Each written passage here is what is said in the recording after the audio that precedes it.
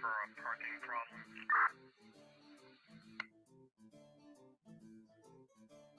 Foreign, you're 23. Yeah, that's where I'm gonna 28 from my truck when you're ready. Go ahead. Line truck, white Lincoln X-ray 985 should come back up and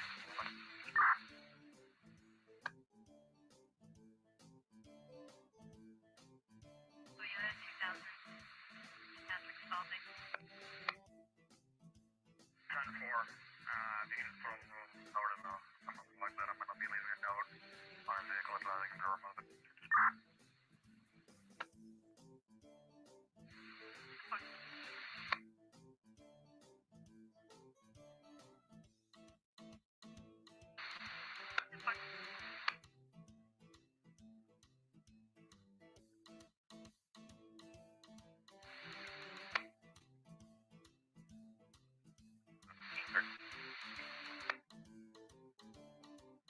Rockingham 505.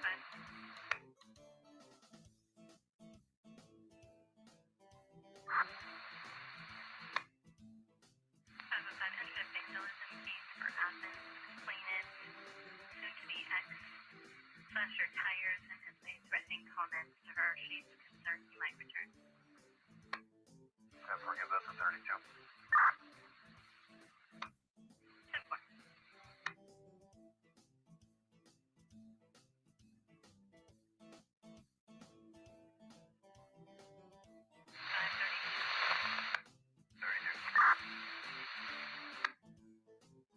532, you're assigned to a vandalism case in Athens.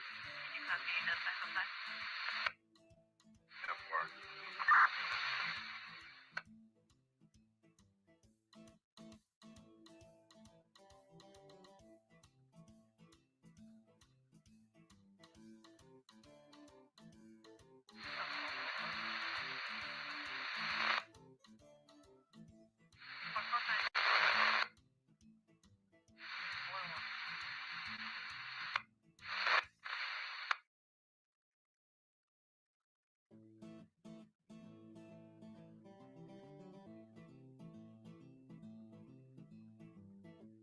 Look at that.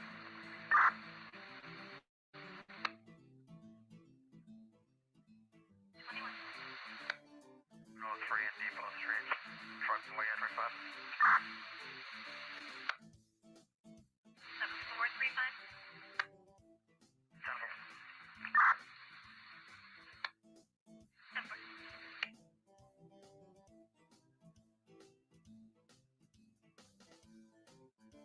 Can you go to 43 again? 143.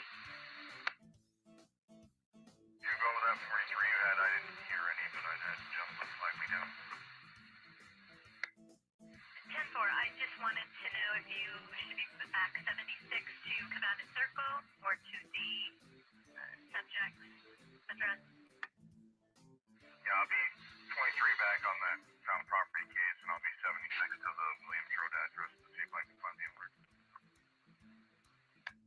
10-4. 449-1120. And 449, 1121, thank you. 10-4.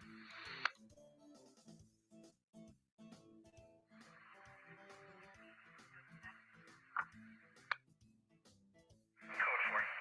4.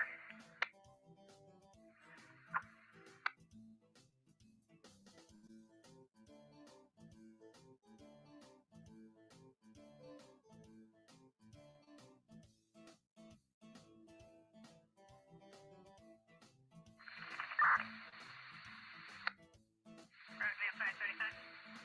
Yeah, that's a great college. 535. Should be. You guys know if someone who plugged into a house.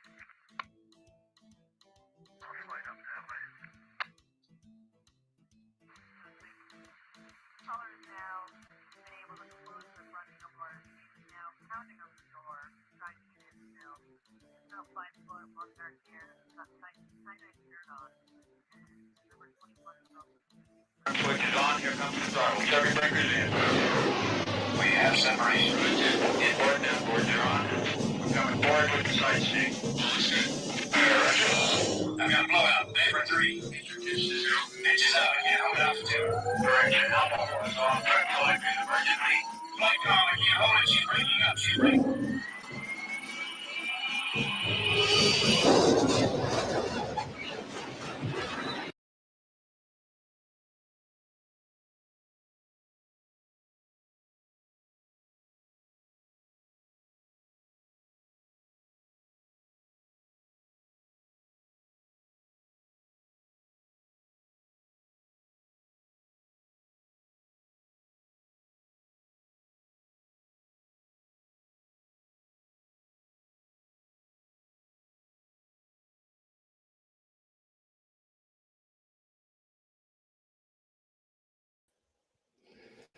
Hey guys, I had a flight breakup of myself, but I guess I'm back. I hope I'm back. Can you hear me good?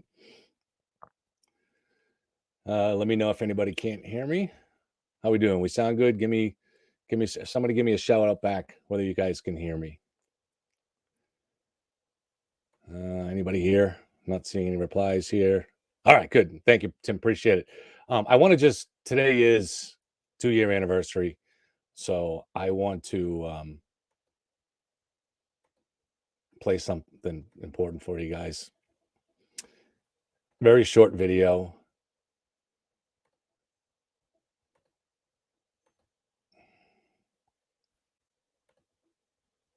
John O'Keefe was a good guy. And those are the words, good guy, are the ones he would want used. He didn't need accolades or adulation.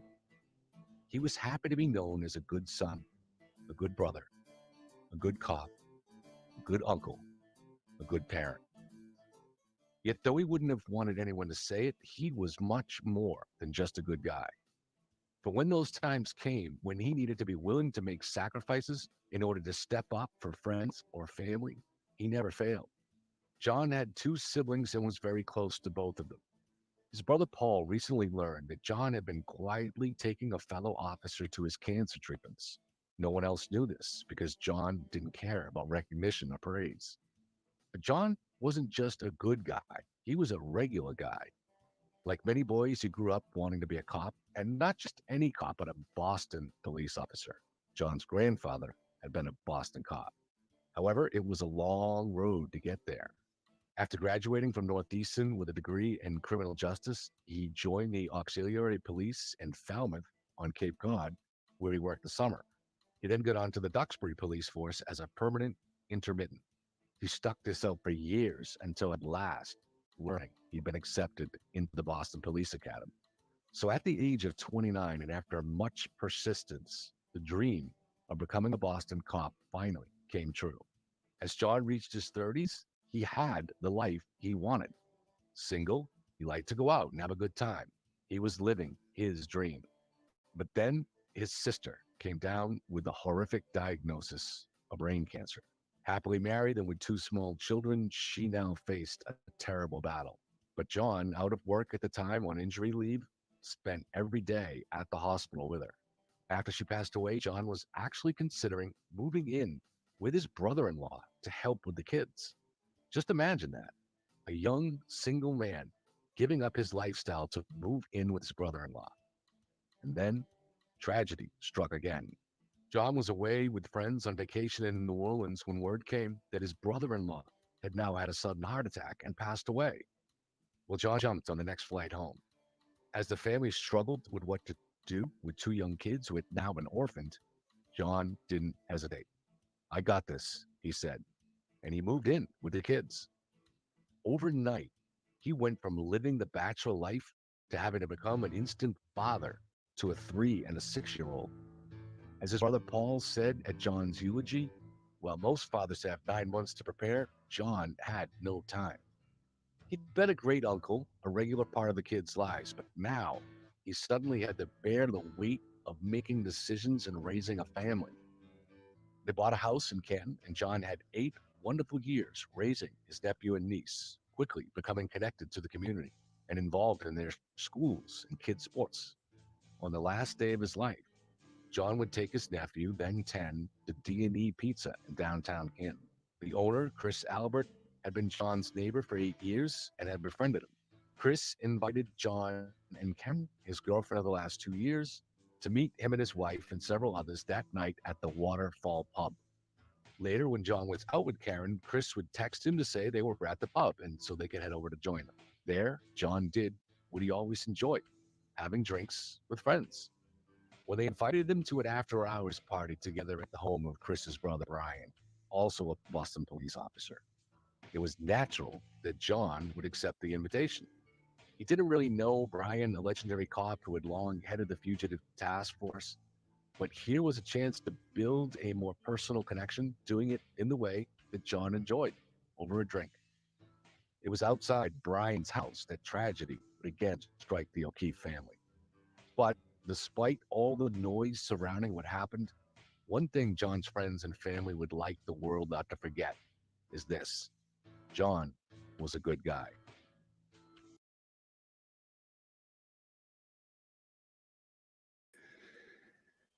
It's just important to keep that in mind, guys. However you land on this case, it's just important. This is a 2-year anniversary of this death. When this case broke for most of us on April 18th of this past year, I saw opportunity in it. I saw opportunity. Things like the supposed 227 search made it look like a sure conspiracy. And given how many people and agencies would have been involved, a wild one. It was a chance to grow my channel on an interesting topic. I didn't know anyone involved. I've never been to Canton. And what I like most about true crime myself, what I like is that it's a puzzle we have to figure out.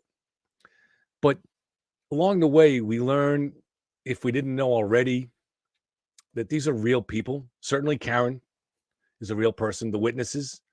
Chris owns a small sub shop. If you've never owned a small store like that or a business like that, let me tell you, the commitment it takes, the constant fear you live in of going under. Maybe new competition opens up across the street, or maybe the equipment dies, or the economy. You can't ever take days off. Not really. It's always on your mind. Of course, Karen has parents and a brother who love her, that are in court with her all the time. Colin is a kid who, though tough on the football field, is described as sensitive off it. The people he grew up with now wonder if he committed murder. Can you imagine what it's like to be a young person accused of something you didn't do? Jen McCabe is a soccer mom with 4 daughters.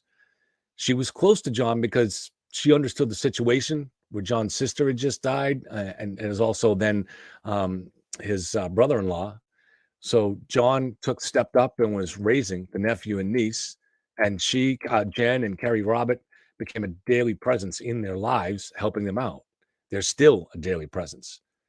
Is it really likely that this soccer mom is a criminal mastermind? Because if she's not, if she's just what she seems to be, what she's been put through is cruel, heartless. But today, let's remember John. In the time I spent making that video, looking at the pics, hearing about how he stepped up in that situation, it was clear that he was simply a good man. In the social media wars, we should just remember that from time to time. When the time came that he was needed, he sacrificed his lifestyle in order to step up and take care of those kids. So we have a few things to get into today, things I want to discuss besides Karen Reed, although we'll get to Karen, of course. I want to touch on the Delphi murders. I'm sorry, I got a message and I just got distracted, but I want to touch on the Delphi murders. I want to go into this corruption case that just emerged this week in Springfield that involves prosecutors and police. We'll come back to Karen Reed.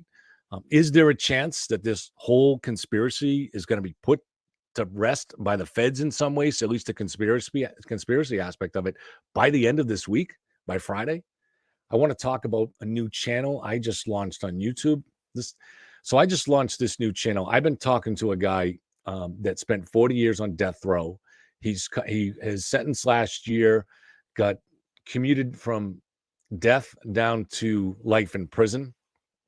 But there's no question he committed the murder. I think it was downgraded after 40 years because of his good behavior and all the promise he's shown. but also because he was only 18 when he committed the crime. His name is William Noguera, and the crime he committed was 18, but he was only 18, but it was a horrible crime. Now, I'm not going to talk to people about redemption, whether that's possible, whether that applies here. I'm not going to tell you there isn't still a killer inside him somewhere. I can't know. I've spent hours talking to Bill over the last few months, and I like him. If you didn't know he was a killer, you'd really like him too. So, again, he did those things 40 years ago. I don't know. Some of the reasons that I like him, he's extremely intelligent. Despite being in prison since the early 1980s and despite not having access to the web, he's remarkably aware of the modern world. He even advised me to upgrade to iPhone 15 recently. So we've talked about pitches for TV series and movie screenplays and YouTube channels. He grasps things very quickly on a wide variety of topics. And to be honest, few people I meet are really like that. But mostly what we talk about are serial killers, because he spent 40 years trying to get inside their heads. And he's able to do it in ways no FBI profiler could, because they think he's one of them. People are into true crime for different reasons. For many people, they identify with the victims. And for deeply empathetic people, this is actually a rewarding experience. I know it doesn't seem like it would be, but it is for empathetic people. Thank God for them, right? They do get something out of that connection that they draw with people that are suffering. Oddly enough, I'm not into true crime because I'm not as empathetic as people like that. I'm kind of down the middle. And so looking over this stuff, actually looking at what the victims go through, actually just makes me feel really kind of icky. So I'd much rather watch old episodes of Curb Your Enthusiasm. But with true crime, you not only feel awful learning about what the victims went through, but you also feel frustrated because often the murders were preventable because the killer sometimes should have been caught quicker, especially in these cases with serial killers. So for me, this is where true crime does get more interesting, when there's a puzzle to figure out. I like puzzles. What makes these guys tick? How are their brains different than ours? And actually understanding those differences also helps us better understand ourselves. Now, my discussions with Bill hit two true crime nerves for me then. First, it really does expand my understanding when I talk to him. Second, it addresses some of the frustration I feel at these crimes going unsolved, because I think we're actually developing some fresh insights here. I think we're adding to the profiling knowledge base in some very small way. Just maybe we're contributing to the goal of getting these guys off the streets quicker. I'm not overstating that. I'm sure it's a very tiny way. Or even just this guy has a book coming out. He already has a book out. He's got another book coming out next year where he helped solve a couple of cold cases. And we'll be able to talk about that on the channel as we get closer to that. There's a New York Times article coming out, a Netflix series. So I do think helping to get his insights out there are going to be pretty important. So please check out the channel. It's called Mind Stalker. It's on YouTube. It's up there now. It's new. It needs your help. I don't even think there's a single subscriber up there yet. We'll be putting clips up on YouTube and on TikTok soon. You know, as with anything, if you can't figure out how to find it or you just want to message me, my email is leitskev, Leitskev at gmail.com. So if you have questions, reach out. Now, to the Delphi murders. February 13th is an anniversary, 6-year anniversary of these girls' death. They'd be in college now. Richard Allen is currently scheduled for trial in October. His lawyers had been removed by the judge after crime scene photos of the girls leaked out, but the lawyers were recently reinstated by the Supreme Court in Indiana. Big questions remain. Did Richard Allen have accomplices? You know, Keegan Kline was a guy who everybody connects to this case. He was recently sentenced for CSAM on his phone, child sexually inappropriate, child adult material. He had some really nasty stuff in there. Not some of this. He used to catfish people under the name of a character that he made up called Anthony Shots, and he used another model, a young model's picture for it. And he would convince girls that this is who he really was. He was some rich kid that drove a fancy car, and girls that were 13, 14, 15, they were vulnerable to that. And what he would do is try to get them to show pictures of themselves. But he also had a lot worse than that. He had very violent porn involving the rape of young, very small girls that he obviously wasn't involved with, but had found on the web. So pretty serious stuff. Interestingly, well, we'll get back to it in a second, but so recently a motion for a Franks hearing was denied to Richard Allen. This was an attempt to disqualify whatever the police found in Allen's home or in the car, disqualify it based on the warrant being groundless. That was recently denied. Now, we don't know what they found in the home or in the car. Was there DNA evidence? Was there blood from the girls' clothing? We don't know. A good friend of mine, former federal law enforcement officer Dave Jenkins, tells me he's heard that Keegan Kline is on the prosecution's witness list. If true, that is fascinating. Now, I was unable to find that list. I was unable to find any report on the list. And it's really interesting because Reddit is actually, Twitter has become a source for the Karen Reed case and Facebook, but Reddit for years has been a fantastic source on anything related to this particular murder. And the forum that I go to is the Abby and Libby, the subreddit. It's called the Abby and Libby something, and it's really well run. They try to avoid anything that involves attacking families, but there's a lot of high level and serious discussion too about whether or not there were accomplices here. I mean, the police indicated they were open to the idea, so we don't know exactly what they're looking into. So I don't know, but to me, that Reddit group really seizes on any new thing that's important there, and there was nothing there about Keegan Kline being on the list, on the witness list of the prosecution. So I'm not sure. I don't, I know I trust Dave a lot, and I know he holds that particular podcast that he listens to in high regard. But to me, maybe there was a mistake made by that podcast, because if Keegan Kline was on that list, he's certainly on the prosecution's list. That would be a big deal. That would be a really big deal that everybody would be talking about. So I'm a little skeptical to this point on that, unless the list is not public and that podcaster has a source. And that has happened in some of these podcasts where they've had some sources there. So I don't know. That's a possibility.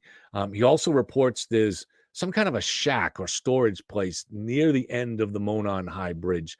You can see a lot of videos on Delphi on my channel. I didn't pull up any images for this, but it's a weird bridge. It's an old rail bridge that's no longer used. It's unsafe because the wooden slots are the crossing rails, whatever those things are called, are broken in places, and then you fall that below is the creek, which is I don't know, several hundred. I don't know if it's several hundred feet, probably, but I think it's over 100 feet up. It's extremely high up. And the creek part of where the bridge crosses the creek is on the early part of that train bridge, but then it continues on. I think the overall length of the bridge is 800 feet. And most people wouldn't cross to the end of it, and and then it's private property at the end. It's a dead end. So, but kids would do that because it's a dare. So it was the perfect trap for a predator would look at this and say, I know kids cross this and no one else does. And once they cross it, they have nowhere else to go. So they're going to stop and turn around. So you got them trapped. So I think Richard Allen identified that. The evidence clearly puts Richard Allen at the scene at the exact time where they were there. I've gone into it in another episode, so I'm not going to go into it here. But there's no question in my mind that Richard Allen was there, saw the girls, and was involved. So according to Dave, there is a storage shed or shack at the end there, a little bit down the hill, and that they supposedly have found blood evidence there. But again, there's nothing public on this. I didn't see anything on Reddit about it, so I can't verify it. If Richard Allen went back to that shed, or somebody with him went back to the shed, that would strongly indicate that there was accomplices. Because if you look at the setup there, so Richard, the girls get to the end of the bridge, and Libby famously has the presence of mind to film Richard Allen, what we presume is Richard Allen coming across the bridge. And then when he gets across, he seems to have pulled a gun on him and said, guys down the hill. And we get that recording of guys down the hill that the FBI released years ago. At the bottom of that hill is a private road. and the road leads to a home, but just to one home. So it's not very frequently traveled. I believe the road has a gate, but most of the time it's just left open. So it would have been, and anybody could open it. So if there was going to be an accomplice there, that would be the perfect place for Richard Allen to have said, all right, I'll get the girls and I'll bring them down to that road there. They could load them into a car and then turn around and go wherever it is that they intended to go. And if the accomplice didn't show, then Richard Allen would be stuck with the girls and change a plan, right? I don't think myself that this is what happened, but it's a reasonable thing to speculate about. So Richard Allen looks like he traveled on that road for a short distance, a few minute walk, and then they went across the creek. And again, this is February 13th. It's a shallow creek, but it's cold. It would have been a very miserable thing to do. I think it was only a couple feet deep at the most, but just a miserable thing to want to do in February. And why did they do that? Well, the possibility is that the girls ran and he had to chase them and caught them on the other side. They were killed in a little area not far from the other side in an isolated little spot. So I personally myself have been of the belief for some time that he took them across that on purpose. And the reason was his car. There was a few reasons, but the main reason was he had to cross it. Where he parked, the only way to get back to his car was at some point to either go across that bridge on that creek, or to go back up and go back across the bridge. Now, if you've just killed the girls, you don't want to go across the bridge because there's enough, and then you'd have to walk down the trail, and you would certainly be seen by other people on the trail. The trail, it was a Monday, but it was a school break day, and there was always people on the trail. So you wouldn't want to do that. So if you look at a map to where the girls' bodies were found, if you didn't know they were found there, you could actually, if you really looked carefully, put your finger on that spot and say, that's probably where he killed them. Because he's got to cross to get back to his car. And as it turns out, that spot where he got them was the most isolated area, the area that was hardest to see from anything else. So there's no foliage in the trees because it's February. You don't want to be seen from the bridge. You don't want to be seen from the trail. And you don't want to be seen from that home. And there's a cemetery in the back there. And eventually Richard would have to walk along that cemetery to get back to his car. So you don't want to be seen. Where they got was just, you go up the bank and there was a kind of a little plateau there. And then you had to go up a little bit more of a hill. So the elevation shielded them from the cemetery, which wasn't that far away, especially, like I said, with no foliage there. So this was really the most isolated spot you could find there. And like I said, he had to get across the creek anyways. But that is the last thing. If you know the way these guys think, what gets them off is creating that godlike fear, creating that terror that gives them a sense of godlike control over another human being. That's what gets serial killers off. And so telling these girls, all of a sudden ordering them across this half-frozen creek, that would let them know that they were in trouble. Not that they didn't already know, but then they knew. They must have the panic they must have felt at that moment must have just been excruciating. And then they were killed on the other side. Now, we don't know if they were killed right away. I don't know even what we haven't seen. The only thing we've seen of the crime scene is actually what the defense theory. They released an elaborate theory back in, I think, September that attributed this to a cult of Odin. Richard Allen confessed in crime. Well, he didn't confess. Over the prison phone, he told his wife and his mother that he had killed the girls. But that is admissible evidence. So how do you get past that? Well, in their theory, they said that two of the guards in the prison were part of this Odin cult. And so they had forced him to make that confession, so to speak, over the phone. But this is what happens if you have a very difficult thing to defend. You're supposed to come up with some kind of outlandish theory and hope that a juror buys into it. And right now, there are tens of thousands, if not hundreds of thousands of people across the country that buy into this Odin theory. conspiracy theories are popular. People want to buy into them. So that's what happened there. Now, was Klein involved? Well, the thing about Klein was he lived in Peru, Indiana. Now, he had been catfishing multiple girls, including Libby. Now, Klein, I'm not sure if he didn't have his license or just didn't like to drive, but he was very anxious about driving. And so he rarely drove, rarely. Peru, Indiana is about 20 minutes from Delphi. As far as we know, he had never been to Delphi. These areas are pretty rural and isolated. Delphi has a population of about 4,000, under 4,000. I think actually maybe 3,000. Actually, yeah, it's a little under 3,000 now in Delphi. And so Peru might be similar, and it's 20 minutes away, 20-minute drive away. There's never been any evidence that they went there. In addition, the FBI, now, so this is where the FBI got involved in this case. And as far as I'm concerned, the FBI screwed it up.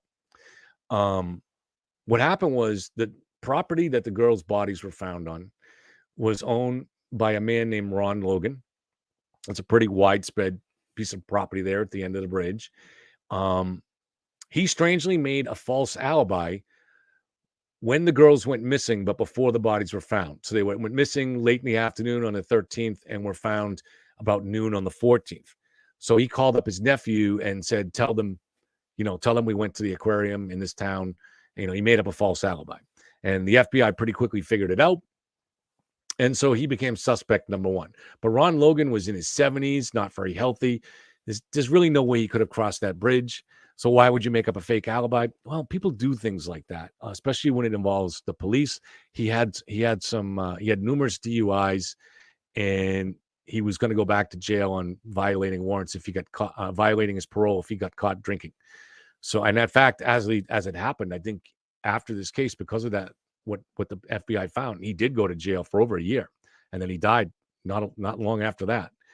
So the FBI got tunnel vision on this guy, and he turned out to be, as far as we know, a complete dead end.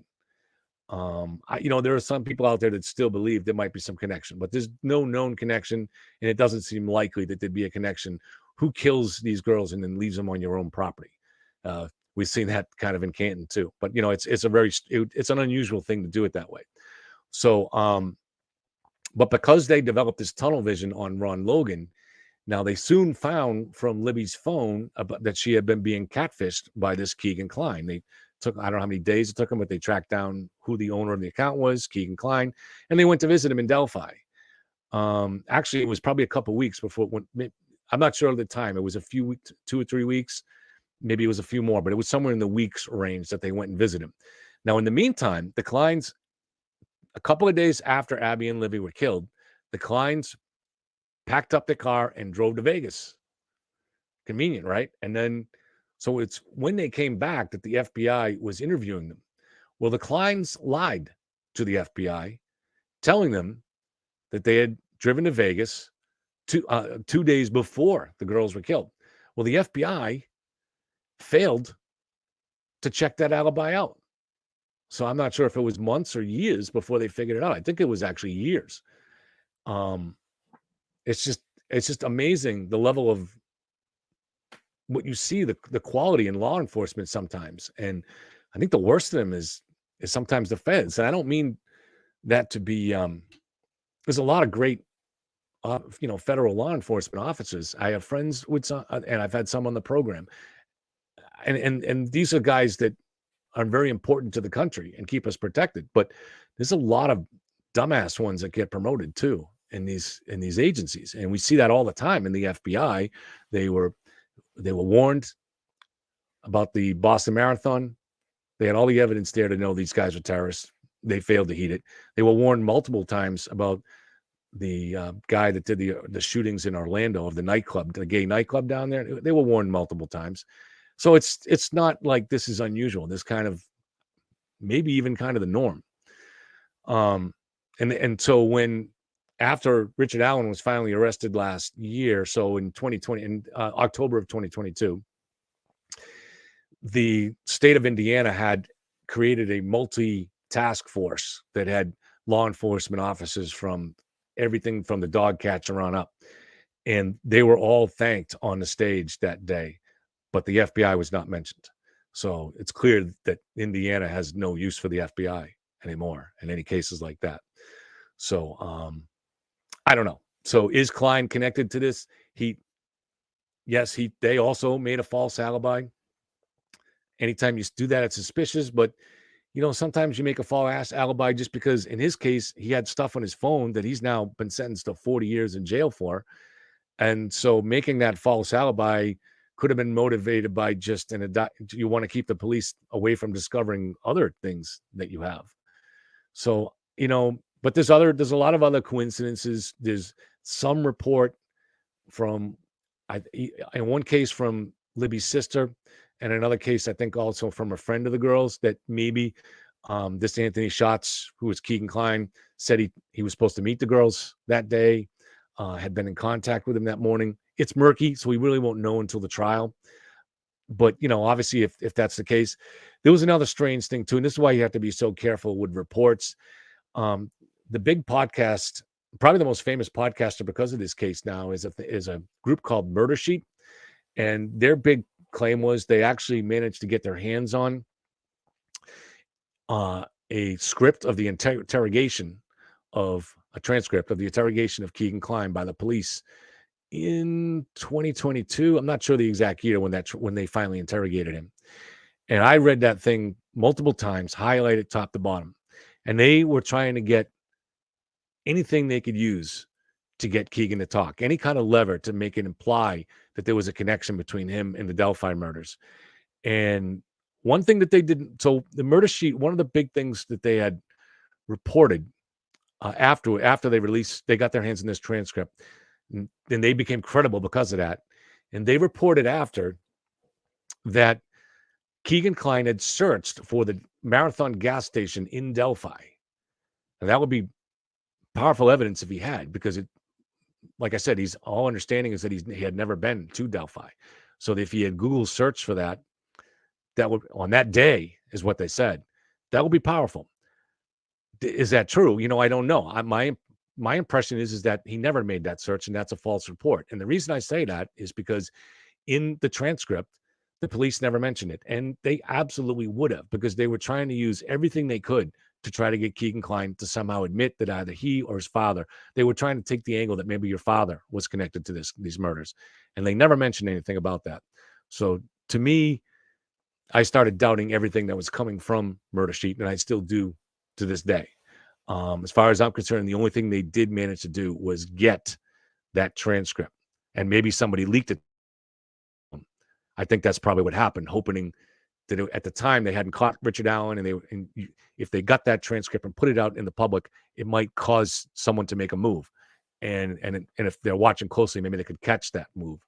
So I think that's probably what happened there. But my main reason for believing that Richard Allen acted alone is because the police had the girl at Libby's phone. Abby didn't own a phone, and nowhere, in none of her communications, did they find that she said they were going to the bridge that day. Now, there was, at the time, a popular app being used by kids. It's called Yellow, or it was called Yellow, and it was connected very closely to I can't remember the social media thing that all the kids were using back then. Snapchat. So it was connected to Snapchat. So it was like a dating app where it was almost like made for predators. Unbelievable. But it was like a dating app, and that messages would disappear, or kind of like the app Signal that Karen uses to communicate with her social media captains. So were those, but my understanding is that you still can probably get those messages, even if the message disappeared. You either can find them on the police can find them on the phone, or you can also subpoena the company, and they should be able to get it. But that's not certain. So there is a chance that maybe, for instance, I've seen too where they can find the message, the media company can find it, but it's scrambled, so if they can't de-encrypt it. So it's possible that there was some message where the girls told somebody they were going to the bridge that day. but it doesn't. And maybe the police will reveal that they have that kind of a message. But if you look at their actions, it doesn't seem to be the case. There was nothing in that transcript or nothing else in any of their statements that indicate that they found any kind of a message. So if the girls never told anybody that they were going to the bridge that day, then that means they were not specifically targeted by Richard Allen. That means Richard Allen was there at the bridge that day looking for a target of opportunity. He knew it was February break for the kids. He knew the kids. Richard Allen lived a mile away, so he knew how he was an outdoors guy. He spent a lot of time at the trail, so he knew that kids would come to that trail and walk up the end of the bridge. And so all he had to do was just kind of like a Venus flytrap, hide in the woods and wait till some kids went across. And when he saw they were crossing all the way, he'd start crossing himself. And he knew they had nowhere to go at the end. So I think that's what happened. And if that's what happened, then there couldn't be an accomplice. There couldn't be any connection to Klein anyways, because it's not like, so if there was an accomplice, it would be someone that Allen had in on it with him to catch somebody, not knowing who they would catch on the other end. Now, these predators usually do work alone. So that's the other reason I tend to think that there are exceptions to that. And me and Dave McGrath's work is focused on a lot of that. And we've talked about this a lot. And there are cases where there are accomplices and stuff like that. But they, more often than not, there's not. So, so that's kind of where I am on this case. But I'm open to the possibility, and Dave Jenkins is a huge believer that Keegan Klein, because if Keegan Klein's not connected, it is a huge coincidence that he's targeting these girls and he's into violent porn against children. And at the same time, the girls get hit by somebody else. So, it's very interesting. And maybe it's just a coincidence. It would be the mother of all coincidences. But actually, I tend to believe that that's the case here. Now, before we get to the last items on it, I just want to briefly go over this article in the Globe that was about a corruption case. My dollar store glasses. All right, this came out in the Globe a couple of days ago. So in Springfield, a 29-year-old was out celebrating his new promotion. His name is Chris Graham, and he was black. And the next thing, he's being accused of assault and firearms charges that cost him 18 months behind bars and the job in which he had just received his promotion. There was evidence contradicting the police account that should have been provided to Graham's defense, and it was withheld. So for those of you that are looking for corruption in prosecution departments and in police, here it is right here in Massachusetts. But there's more to it, so you'll see it's kind of interesting. Let me get to this. So last week, the state Supreme Judicial Court issued at least a partial solution to the injustice faced by Graham and dozens of others who were first victimized by a police department so notorious that it became the subject of the 2020 U.S. Justice Department investigation for excessive use of force in routinely falsifying reports. Then those defendants were further victimized by a district attorney's office that has been too slow to disclose when a cop with a bad reputation is involved. So this was an issue where you have a white cop and the police. That's why the DOJ got involved, and I'm not saying they shouldn't have, but they obviously should have. But they wouldn't have been involved if this was a white guy, or if it was a black cop. But they did seem to find some pretty serious corruption going on related to this. Apparently what they didn't do was, so the person who called 911 said there was an altercation going on and that the black guy did not have a gun and the white guy did. But yet that was withheld from the defense, and it was the black guy that was charged with a gun charge. I don't know the details of the case beyond that, but certainly the state Supreme Court has found that the prosecution deliberately withheld that evidence from the defense. Now, let me just quickly pull up. something on the screen that I wanted you to see because you've already kind of seen it, but to me, it's important a little bit. All right. This was the title of the show. There are no geniuses. And this is something that I've talked about with Dave McGrath regularly, and we both agree. Yeah, there were geniuses in life. Albert Einstein. These are guys in physics. But there are no geniuses on the police department, and there are no genius criminals. Obviously, I didn't want to say no. I'm exaggerating a little. There's a genius somewhere. But for the most part, if you have a theory that depends on geniuses in order for that theory to be valid, geniuses on one side or the other, you ought to be a little suspect about that theory because it's pretty unlikely. So if your theory depends in the Karen Reed case on Jen McCabe being a master criminal mind, being a genius, you might want to rethink it.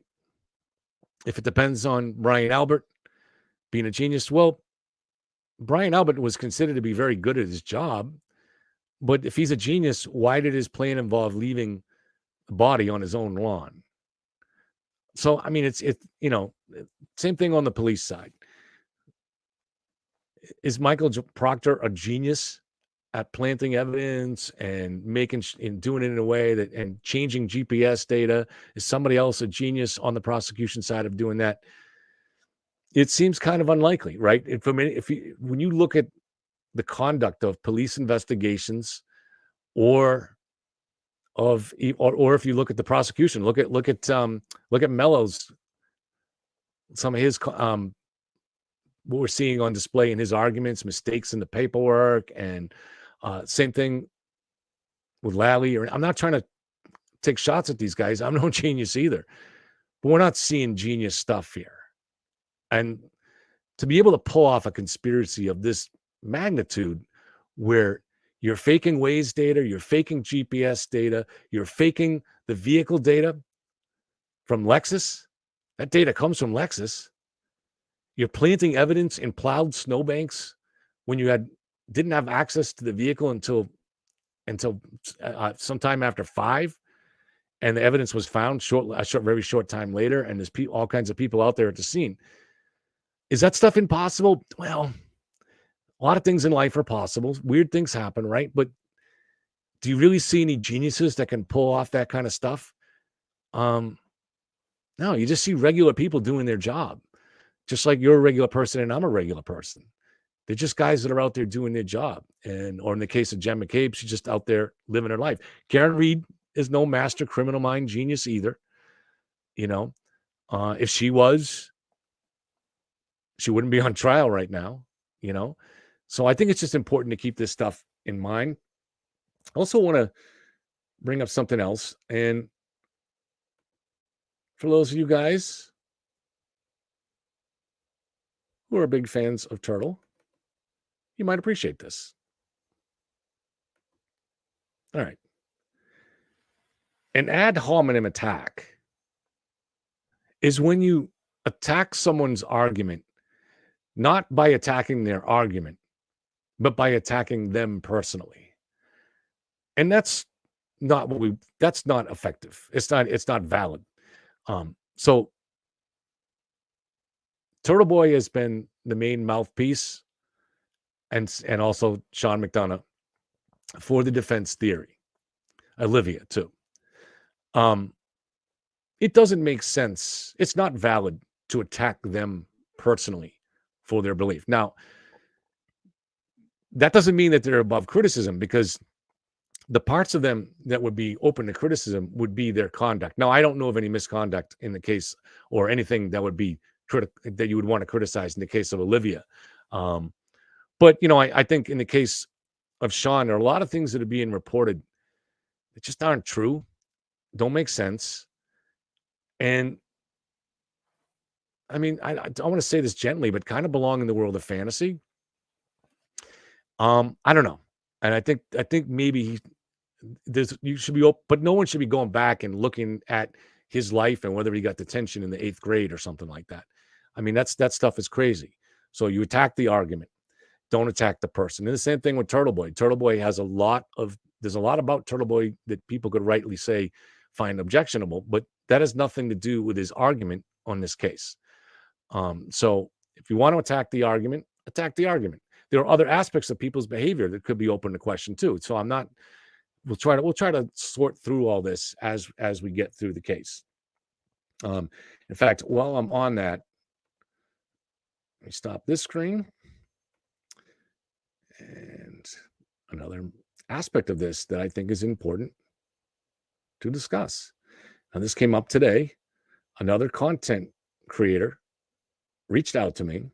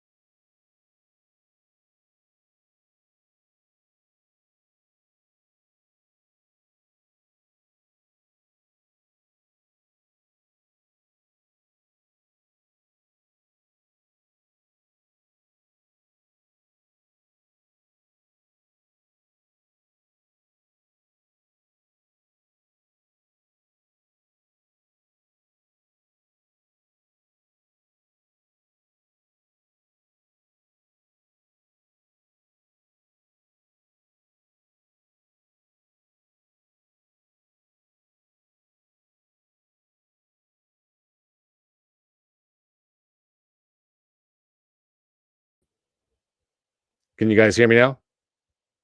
Oh, sorry, guys. Let me know if you can hear me.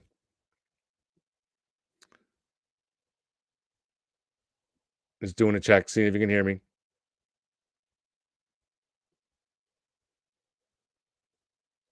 Feel free if somebody wants to say something. Okay, thanks. I guess I just forgot to put myself back on the stage.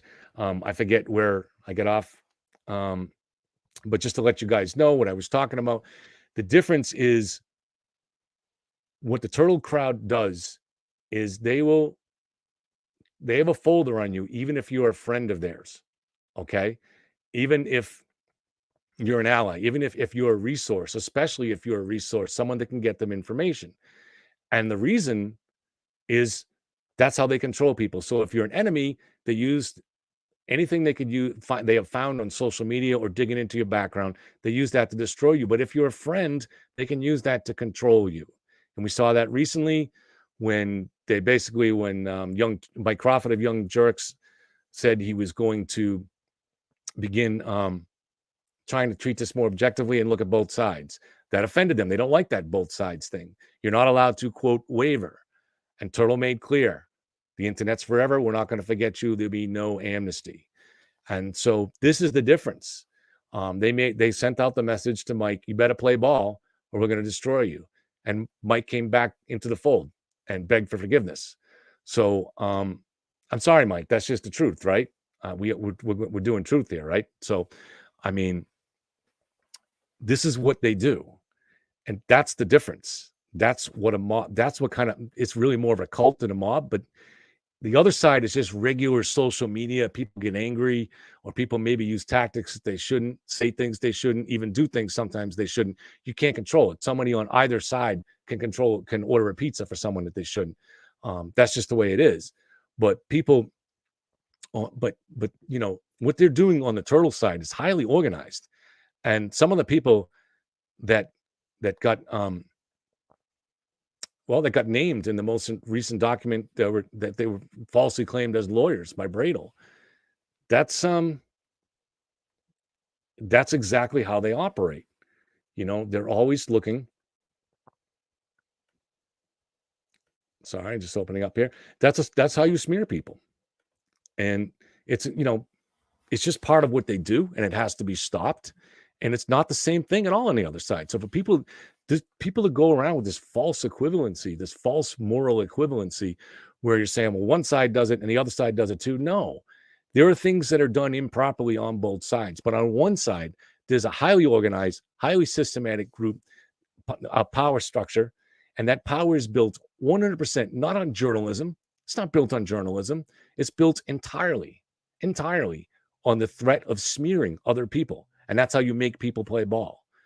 And people don't understand this because they don't want to, because they participate in it in some way, or they feel important. You know, it's an important part of the case. Now, false reports that came out this week. One report was that Michael Proctor has been reassigned. No, he's not. He's still on homicide. In fact, he's not been put on leave. And that's a rather powerful sign that the feds didn't find anything corrupt in this investigation. No call went out from or to snowplows about a body. That was, this has been confirmed by one of the better known plow drivers. Speaking of Lucky, I want to be clear. I have not questioned the honesty of Lucky.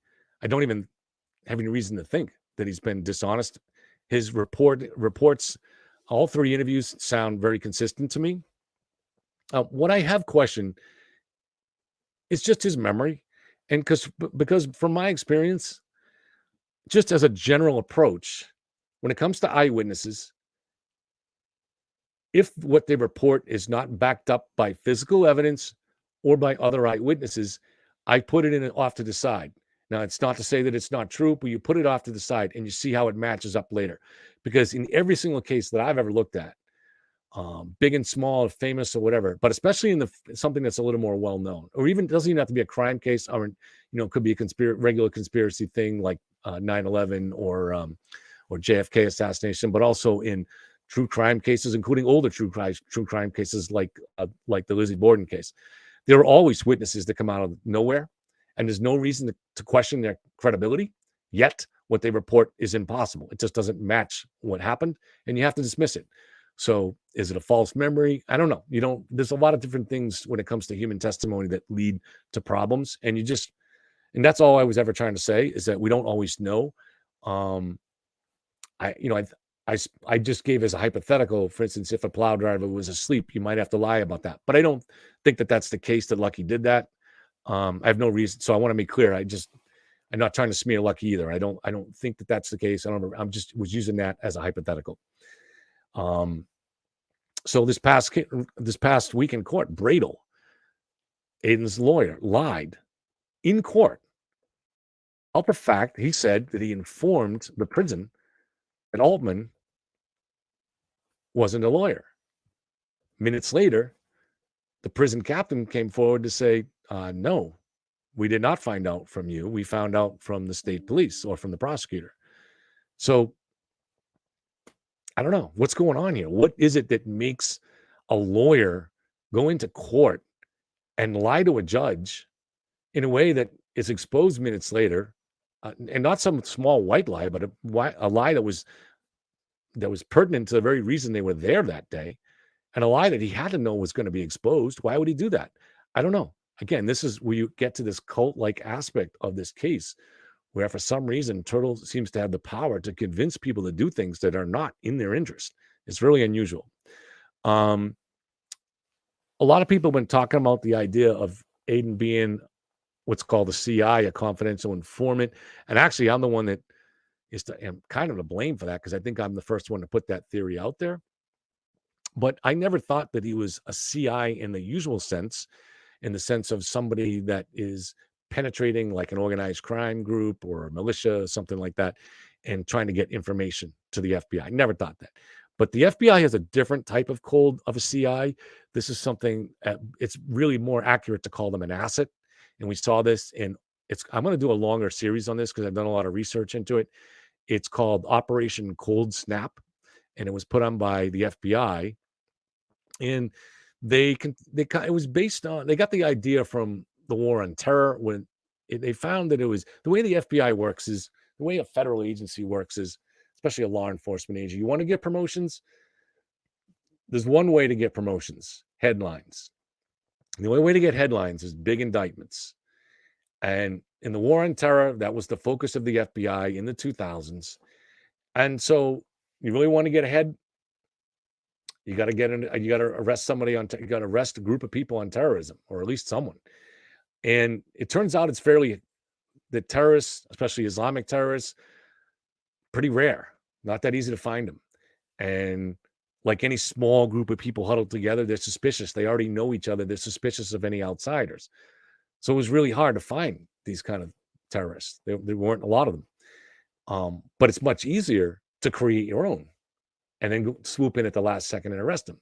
So they'd find some kind of little, more or less harmless gadfly that was spouting nonsense and use a CI, an asset, someone to go in and whisper ideas, plant ideas in his head, and develop this into something bigger and bigger, and then get the headlines. And the reports that I've seen is that as many as 47 of the Islamic terrorists that were arrested in that period were like that, and it may be more. Those are just the ones that discovered. Now, what they learned, the FBI learned, is how effective that was at getting everybody a job promotion. And the focus changed from Islamic terrorism under the era of Trump. As far as the federal government was concerned, it was far-right people that was the focus. And you saw the FBI reporting this to Congress over and over. They were saying the overwhelming majority of terrorists in this country are from the far right. The major threat is from the far right. Now, I think that's absurd, and that just probably not that those groups don't exist, but that mostly represented their bias. The bureaucracy in Washington tends to be very liberal, tends to be very progressive. So they had a certain look of Trumpsters or anything. And anybody that went to we've seen that you go to a school board meeting and say that you don't think a boy with genitalia or a child with genitalia should be shouting with your daughter in the locker room. That's to the new FBI, at least the federal version of it, that person, that parent, is a terrorist, and they were and so with that kind of focus, what they did with Cold Snap was kind of the same thing what they did with the Islamic people, was make their own terrorists. And this was a multi-state program. We only know of its existence because it was exposed in the plot to kidnap Governor Whitmer in Michigan. And during that trial, it emerged that there was at least 11 CIs that were used in that case. And they conceived the plot at every level, funded it, planned it, and then at the last second just swooped in. The guy who they put in charge of the plot was this gadfly who lived in the basement of a vacuum cleaner shop. He didn't have running water, so he had no money. He didn't have the resources to pull off a plot like that, but the FBI took care of that, and they got big headlines out of it. And the FBI special agent in charge was promoted. He was in charge at the time of the Detroit field office, and he was promoted to be in charge of the Washington field office just in time. He arrived to take over that job a couple of months before January 6th. And they seem to have used a lot of the techniques. Now, I'm not saying that doesn't mean that there wasn't things done wrong by Trump and by many groups that supported Trump on January 6th. But there's also seems to be a lot of evidence at this point, though they try to hide it, that the feds played a role in that too. Now, this Operation Cold Snap, we also know from the testimony in the Michigan case, extends to at least 7 other states, but they're never going to come clean. The feds are never, and this will come in, this is why we're going to talk about the feds later on this too. The feds are never going to tell you what they're doing. They're never going to honor, the way they get around honoring any Freedom of Information Act, first by just lying and saying, well, we couldn't find anything on it, but also they can say, if anything that involves an ongoing investigation, they can say, sorry, that involves an ongoing investigation. And that gives, and so they can extend any investigation pretty much forever as a way of not giving Congress that information, let alone someone applying with a FOIA. Did they have a program here in Massachusetts? I don't know, but there was a senior FBI agent that testified last year who's from Boston, and he seems suspicious that they did, but that it was run out of Washington, not out of the Boston office. It seems like the Boston office did have integrity and wasn't going along for the political games that they were playing. So is it possible that Aiden was recruited for something like that? Maybe, but I don't think that's necessarily in any way connected to the Karen Read case. Karen says that it was this simple. They walked into the U.S. Attorney's office and laid out their case. Now, it shouldn't be easy to do that, because if any defense team, one of the main ways you could make doubt about the actual investigation, the goal of any defense team is to create doubt about the investigation, about the honesty of the investigators. And so if you could say that the feds are investigating the investigators, that's a home run. That's a grand slam that you would always want to do. So, and the FBI is going to know that. And the U.S. Attorney's Office is going to know that. Any seasoned U.S. attorney is not going to want to fall for that. Did that happen here? It seems to be the case. Now, there may be some other corrupt motivation. We've speculated about Rachel Rollins. Maybe. We know that Josh Levy, then first U.S. attorney, which was second in command in the office, and he's now U.S. attorney, was investigating this the Karen Read investigation all the way back in 2022, in the summer of 2022. And that's before there was anything released, any strange data that Rich Green made claims about in terms of 227 searches or walking up and down stairs. So what really happened there? You can't just launch an investigation unless you have some kind of evidence, some kind of solid basis for doing it. What basis did he have? Now, we may never know.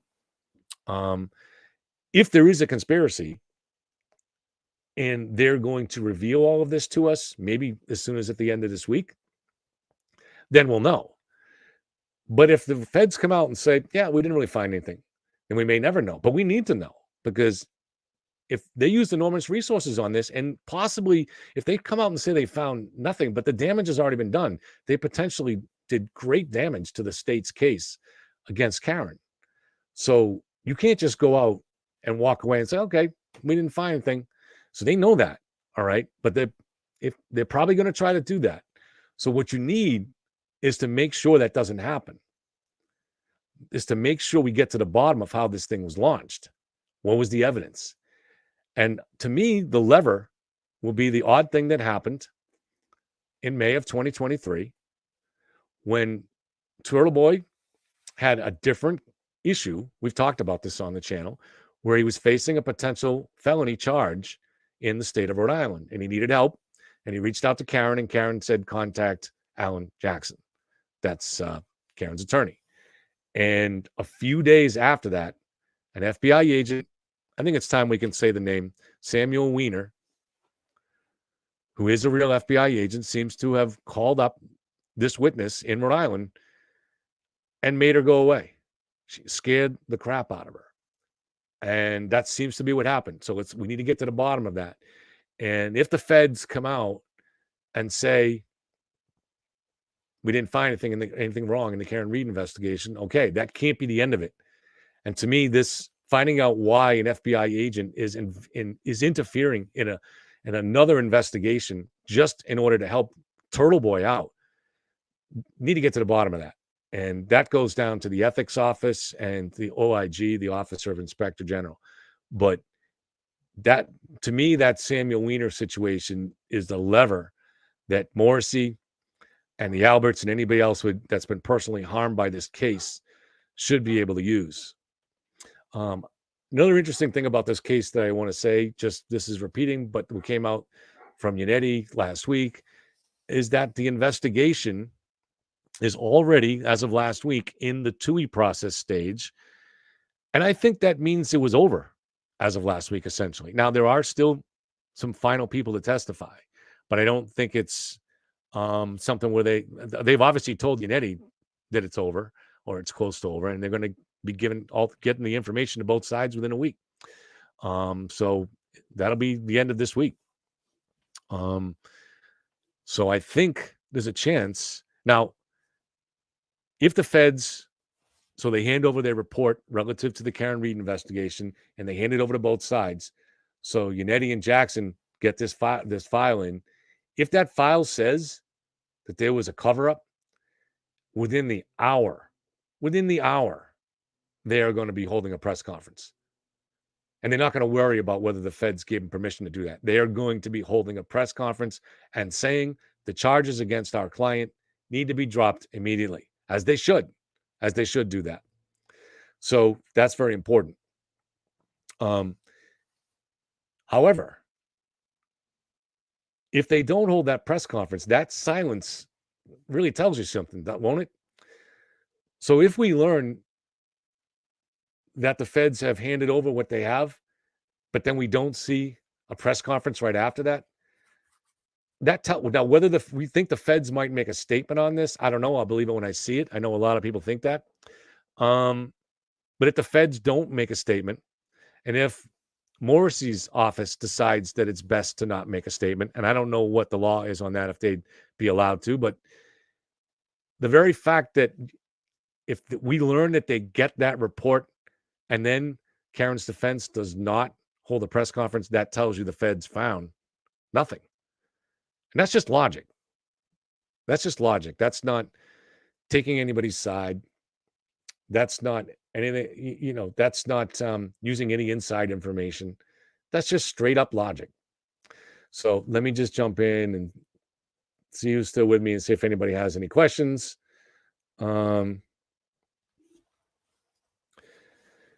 Just Chrissy the Crone, I'm out. You're speaking like you're close to the officers, and I don't know a single one that would feed you this piece. Good luck with your theories.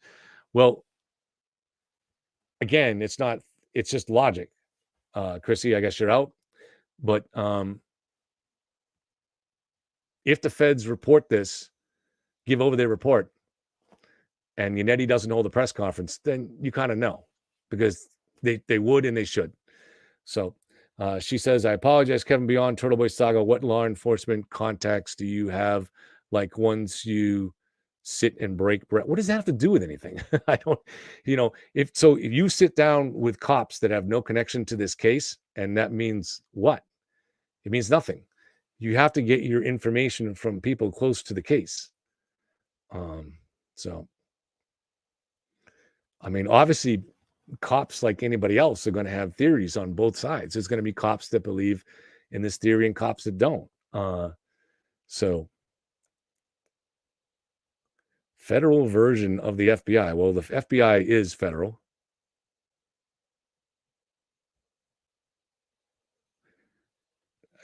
Cara D says cops are all far right. No.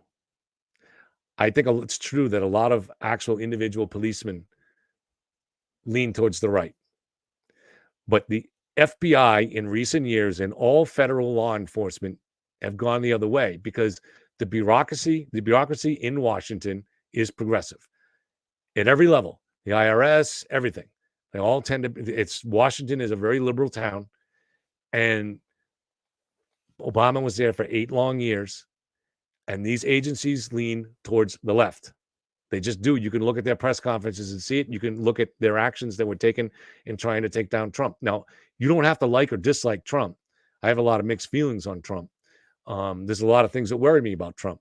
But I've read all the documents, and there's no question that the FBI, at high levels, conspired with Democratic operatives to try to take down Trump before he even got in office.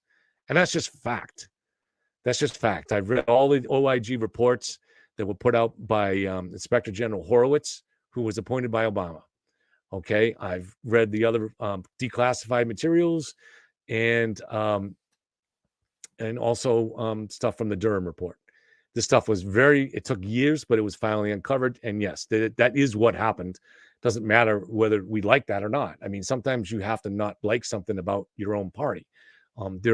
I usually tend to vote Republican, but I'm a rabid moderate. I'm in the middle. I don't really care for either party. And there are things that, that I don't like about the Republicans, but I'd say, yeah, that's all right. So for instance, I'm pro-choice. And there's no question that Trump appointed people that resulted in Roe being overturned. It doesn't really make sense to try to deny that. It is what it is. So depending on, you may have different feelings on Roe versus Wade or abortion, or on pro-choice or a right to live or any of that stuff. But there's no question Republicans are on one side of it. Same thing with the border. It's kind of ridiculous to not, when you watch almost everybody go up on the Democratic stage in 2020, and most of them are kind of calling for an open border and not think that there's a connection here. So, I'm not blaming everything on that, but I'm just saying, let's have a little common sense here.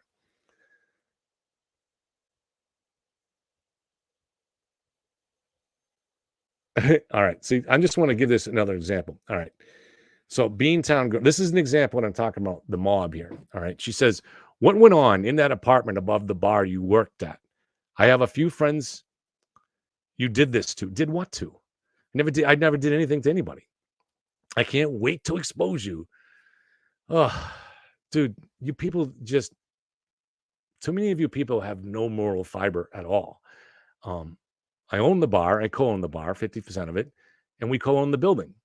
And I lived on the 3rd floor, and nothing ever happened up there because I was married to my job, and I was at work all the time, and that's it. Not only did nothing creepy ever happen up there, nothing fun ever happened up there. I spent almost no time up there. I was at work all the time. So this is the problem. You just seize on things that are made up, because this is why I talked about the ad hominem attacks. Because you don't like my opinion on this case, because you've bought into a conspiracy theory that is about to be disproved, you want to attack me instead of just attacking the arguments. And that's the problem. That's the problem. And we need to stop this. You say we need the facts. You're not interested in facts. You wouldn't know a fact if it came and sat down on your lap and bit you. You're not interested in the facts. You're only interested in the things that support your theory. I actually am interested in both sides. Now, after a long time of debate, I came down on one side after a long time of looking at the evidence. However, if the feds come out with a report that says there was a cover-up, I will accept that and say, wow, amazing. Obviously, I want to see the evidence and see what they have. I don't fully trust the feds, but I'll be inclined to accept it. So, and then once I see more of it, I probably will completely accept it if they show evidence that seems convincing. So, that's how you work. You don't just buy into a theory like a religion. Like you sit there and it's so important for you to believe this thing that you have to believe it, and then any facts that challenge your conception of this theory threaten your sense of self. That's a very fragile sense of self, people. That's very fragile.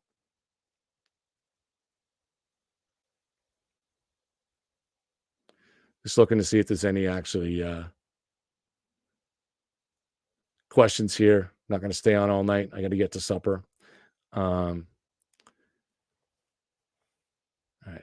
I guess it's just going to have to. You try to be.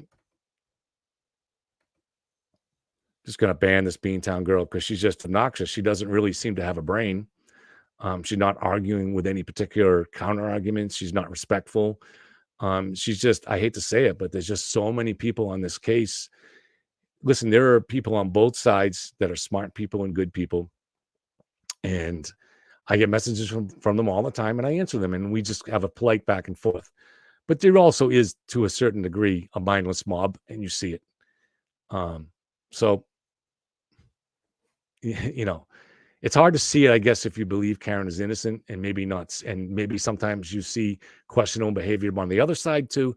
But there is a mindless mob out there. There are people that believe in things just because it feels like it must be true. Feels like it must be true. It somehow jives with other parts of their life, maybe their own personal experience. So,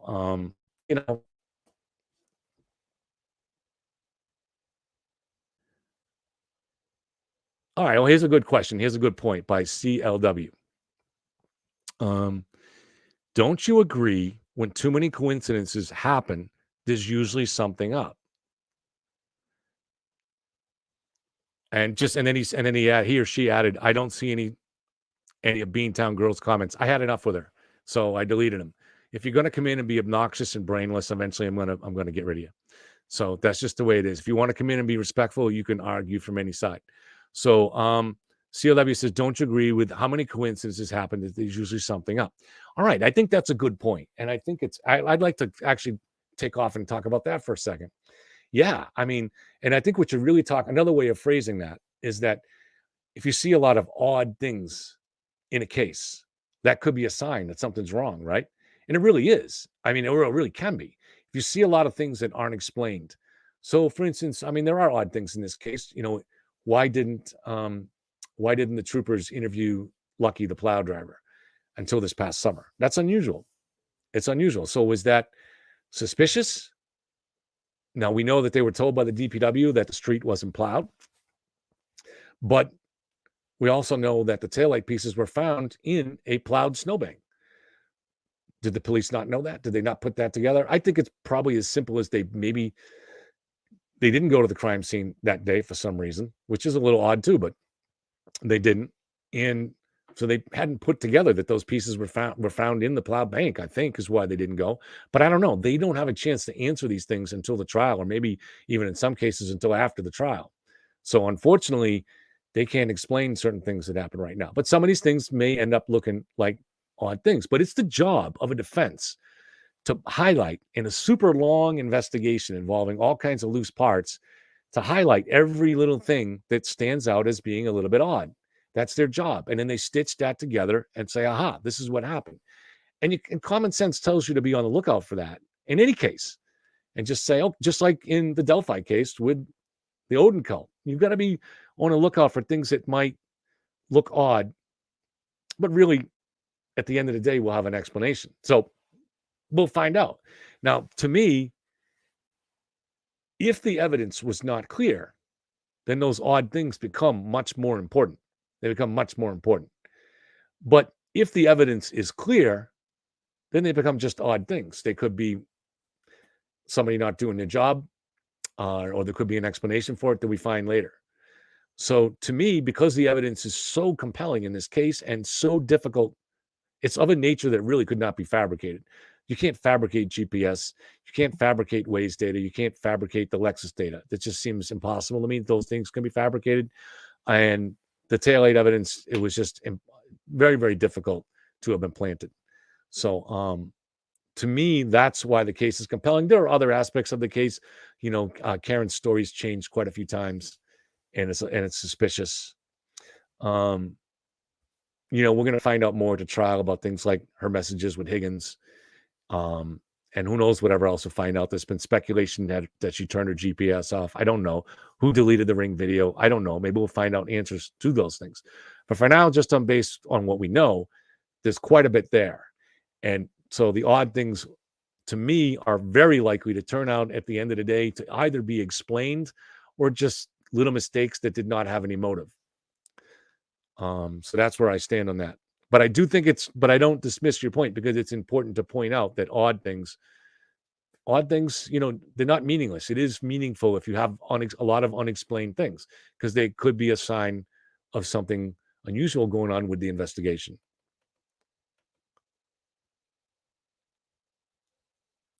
Blue Tattoo, that's a new name. Thank you. Hi to see you. Nice to meet you. The defense is doing a great job with reasonable doubt. I often wonder about defense lawyers knowing their client is guilty. How do they justify that with their conscience? You know, I think Alan Dershowitz, when I was growing up, I used to read a lot of his books. I don't know that I necessarily ever wanted to be a lawyer, but I enjoyed that. I enjoyed his view of the law. And he defended at the time in the 70s a lot of very famous, kind of notorious, to be a better, notorious criminals. And he explains it very well, that that's an important part of our justice system, is having lawyers that can take that on and give them the defense that everybody deserves, because we have an adversarial legal system. We have two sides and they're opposing each other. Now, I do think there should be some kind of limits on this. I'm talking about ethical limits. So, for example, I don't know, you know, when you start, and I'm not saying that even that, I don't know, you know, I think it's maybe okay for Karen's lawyers to point at investigators, maybe because of their position, they're fair game. I'm a little, I don't know, calling Trooper Proctor, compromise Proctor, and corrupt Proctor, and this and that without any evidence, that's a little sketchy to me. But I guess it's maybe somewhat within bounds ethically, because they're the investigators. But if you start pointing at innocent people, and to this moment, I don't believe that Jackson or Yannetti have done this, and I don't think they will do it at trial, but we'll see. But if you start pointing at innocent people with lies, that's where you have to cross the line. That's where there should be a line that you shouldn't cross. You know, so if you try to point, you know, for instance, this summer when people were trying to say that that Colin called the police department that John called the police department on Colin's drug dealing, and that's since been debunked. But that shouldn't have been. That should have been off bounds. You know, and again, I'm not accusing the attorneys of doing that, but I do think they tried to capitalize on it a little bit, because at the time that report was injected in through my channel, at that time, Alan Jackson went on Dateline and said that he believes that John went into a hostile situation and that he was set up. So he seemed to be trying to time that with this theory of the drug dealing, and you know, the idea was kind of that almost like with the mafia, you know, the almighty powerful Alberts were mad because John had called on Chris's son, Joe Brian's nephew, and that so they called basically John in for the mafia version of a sit down. You know, what the mafia calls a sit down. So you got to come in and talk with us. And so they set him up to meet him at the house for that reason, so they could straighten things out or maybe put a scare into him. That's crazy. It's not based on anything. And to the extent that the lawyers were playing up on that, that's a problem. I don't think they should be doing stuff like that. But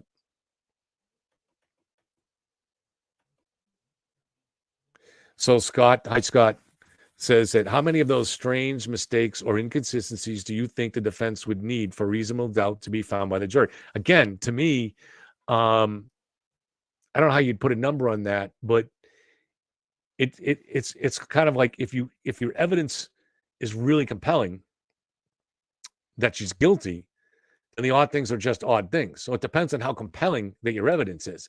If your evidence on a scale of 1 to 10 is on a 9 in terms of being compelling, then I don't think it matters how many odd things you have. But as it gets down, if it's like a 6 or a 7, then maybe enough odd things tend to swamp it and create that reasonable doubt. So, and that's why it'll be important for the troopers to be able to, or in some cases, the prosecutor's office to be able to explain some of the things that you might say are odd. But there aren't as many odd things as people think, because what happens here is that the defense is selling a narrative, okay? And you're hearing this negative narrative 100% from one side. You're hearing it from Turtle Boy all summer, and then now you're hearing it from a few friendly, these YouTube channels that pop up like mushrooms that they're feeding entirely on the conspiracy garbage. That's it.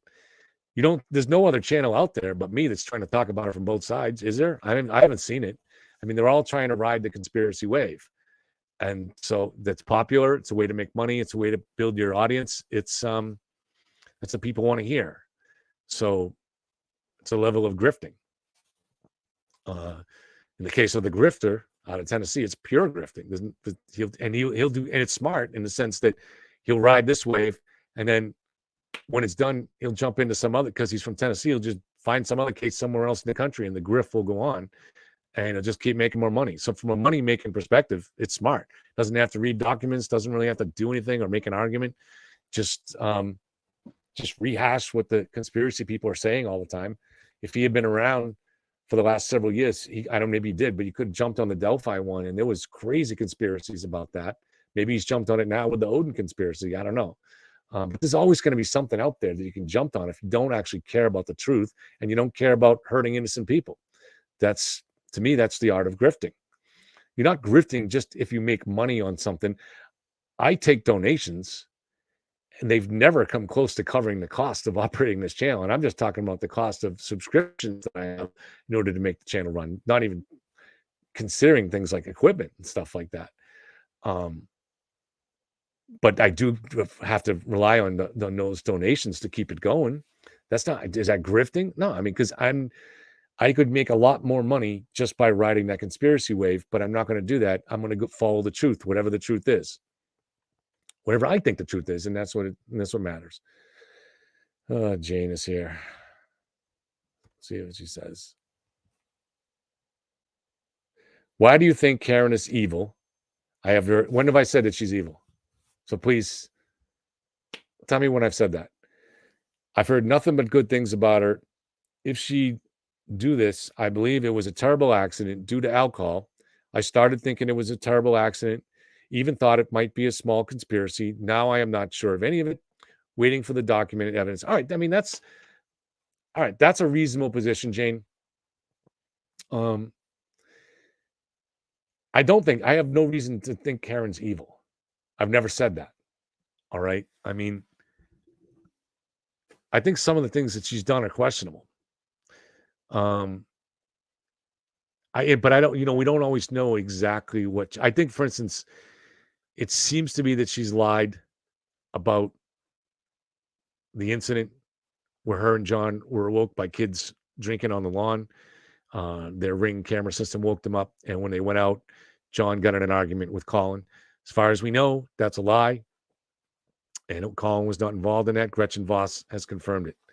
So if that turns out to be true, that's not a good person. I know you're trying to save your life, but you're pointing the finger at an innocent person and trying to ruin his life by falsely smearing him as a murderer. Good people don't do that, even to save their own lives. So that would be my understanding of that. And if it turns out to be the case that that's wrong and Colin was somehow involved in that event, then we'll have to correct that when that evidence comes out. I don't think we'll know until the trial.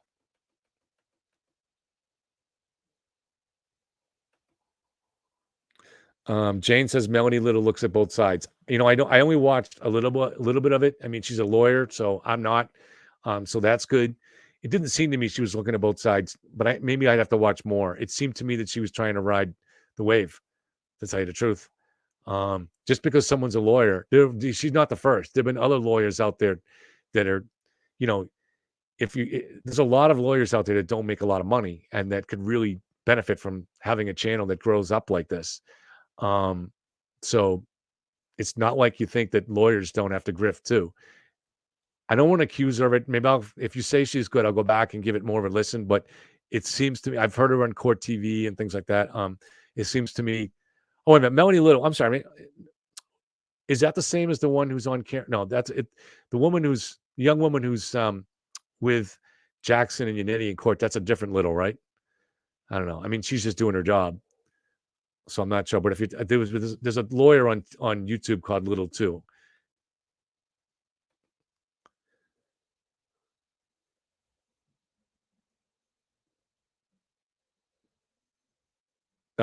So Rich said, Kevin, listen, I personally lean highly towards Karen Read being innocent. I also enjoy listening to Turtle Boy and amongst others, but I also honestly respect listening to you and the way you think. Thank you. And that's all we can do is have respectful conversation. And so you're welcome, Rich, to tell me what it is that you think, why it is that you think that Karen's innocent. Scott says, for example, if it turns out to be true that his belt is missing or his sweatshirt has been lost, that seems like reasonable doubt, wouldn't you think? Yeah, I mean, I think those, yeah, those are fair cases. I've seen a lot of discussion about that. He did seem to be wearing a belt in the car.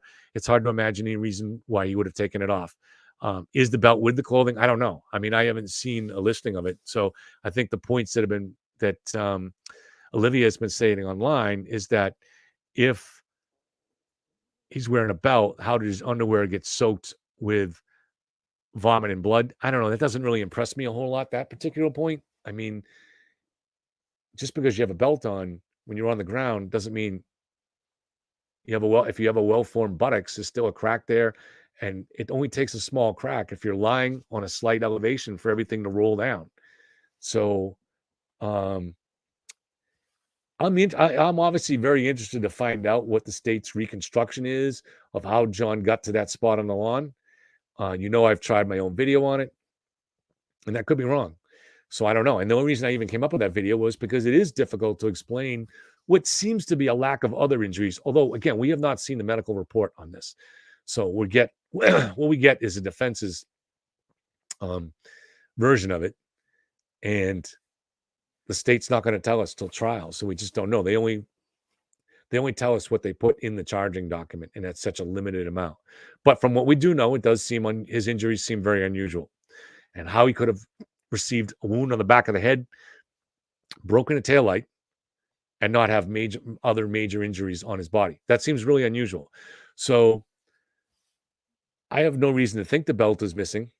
But if any article of clothing goes missing, yeah, that would be, if that comes up during the trial, that could be enough to create reasonable doubt. I don't know about the sweatshirt either. It's one of those, he looks like he's wearing one of those thin, it's described in his clothing as a long sleeve tee, but it's also hooded. So I have one of those, and it's very thin, like a t-shirt, but it has a hood. What is that called? Is that called a hooded sweatshirt, or is that still called a long sleeve tee? I don't know. So we haven't seen the clothing, so we don't know that what the police turned in didn't have a hood. My expectation is that it'll be the same exact clothing that we saw in the car.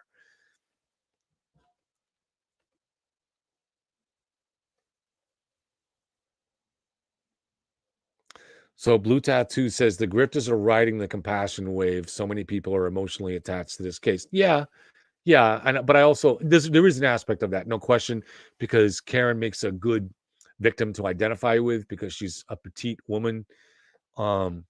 So she's white. I mean, I hate to say that's a factor, but it's a factor, right? Makes her, for a certain crowd, a lot more sympathetic. And the theory was presented to us whole at once on April 18th. Now, we may have heard of this case before that, but none of us was really following it. So, and just the basic story that came out when John was killed. So you get this thing presented to you in a narrative form all at once. And in that time, you get the 227 search. You get what looks like at first look at at the wounds on the arm might be from a dog attack. You get Collins' knuckles. It's all presented to us in one narrative at once. And now, if you're like me, you absorb that and then you start asking questions as time goes forward. But a lot of people don't ask questions. And if you don't, then it's very hard to get that narrative out of your mind. And so that later on, when other people are asking questions, you think that they're just attacking the victim more. So, and by then you've already developed a strong identity affiliation with the victim. And so you've already bought a free Karen Reed cake, and you think that she's been victimized by a corrupt system. And a lot of us identify with what it feels like to be persecuted by a corrupt system. So that's a reason that people might glob onto this. But you have to really try to just look objectively, analytically at evidence. It's hard to do once you already have a narrative. Human beings are made, we're narrative. Our brains are built around narrative recognition. All of our senses are built around that. A narrative is a type of pattern, and our senses they're pattern recognizers. That's all they are. And that's what the brain is. And so you have something, a bird goes and lands in front of you on a tree limb. Your brain is taking those images from the bird and matching them to other images, and it says bird. It's done continuously. It's how the brain developed, and we do this in all forms of narratives. It's why we want to understand everything in a more simple narrative kind of way. So this is one of the reasons that conspiracies have such a big appeal, because it's a way of unifying. So you have a big complicated event like 9/11. It's a lot easier to believe in the conspiracy than it is to believe in a wide range of events that seem disconnected coming together in something like that. So the human brain is drawn to that. And I think that's the case in the Karen Reed situation too.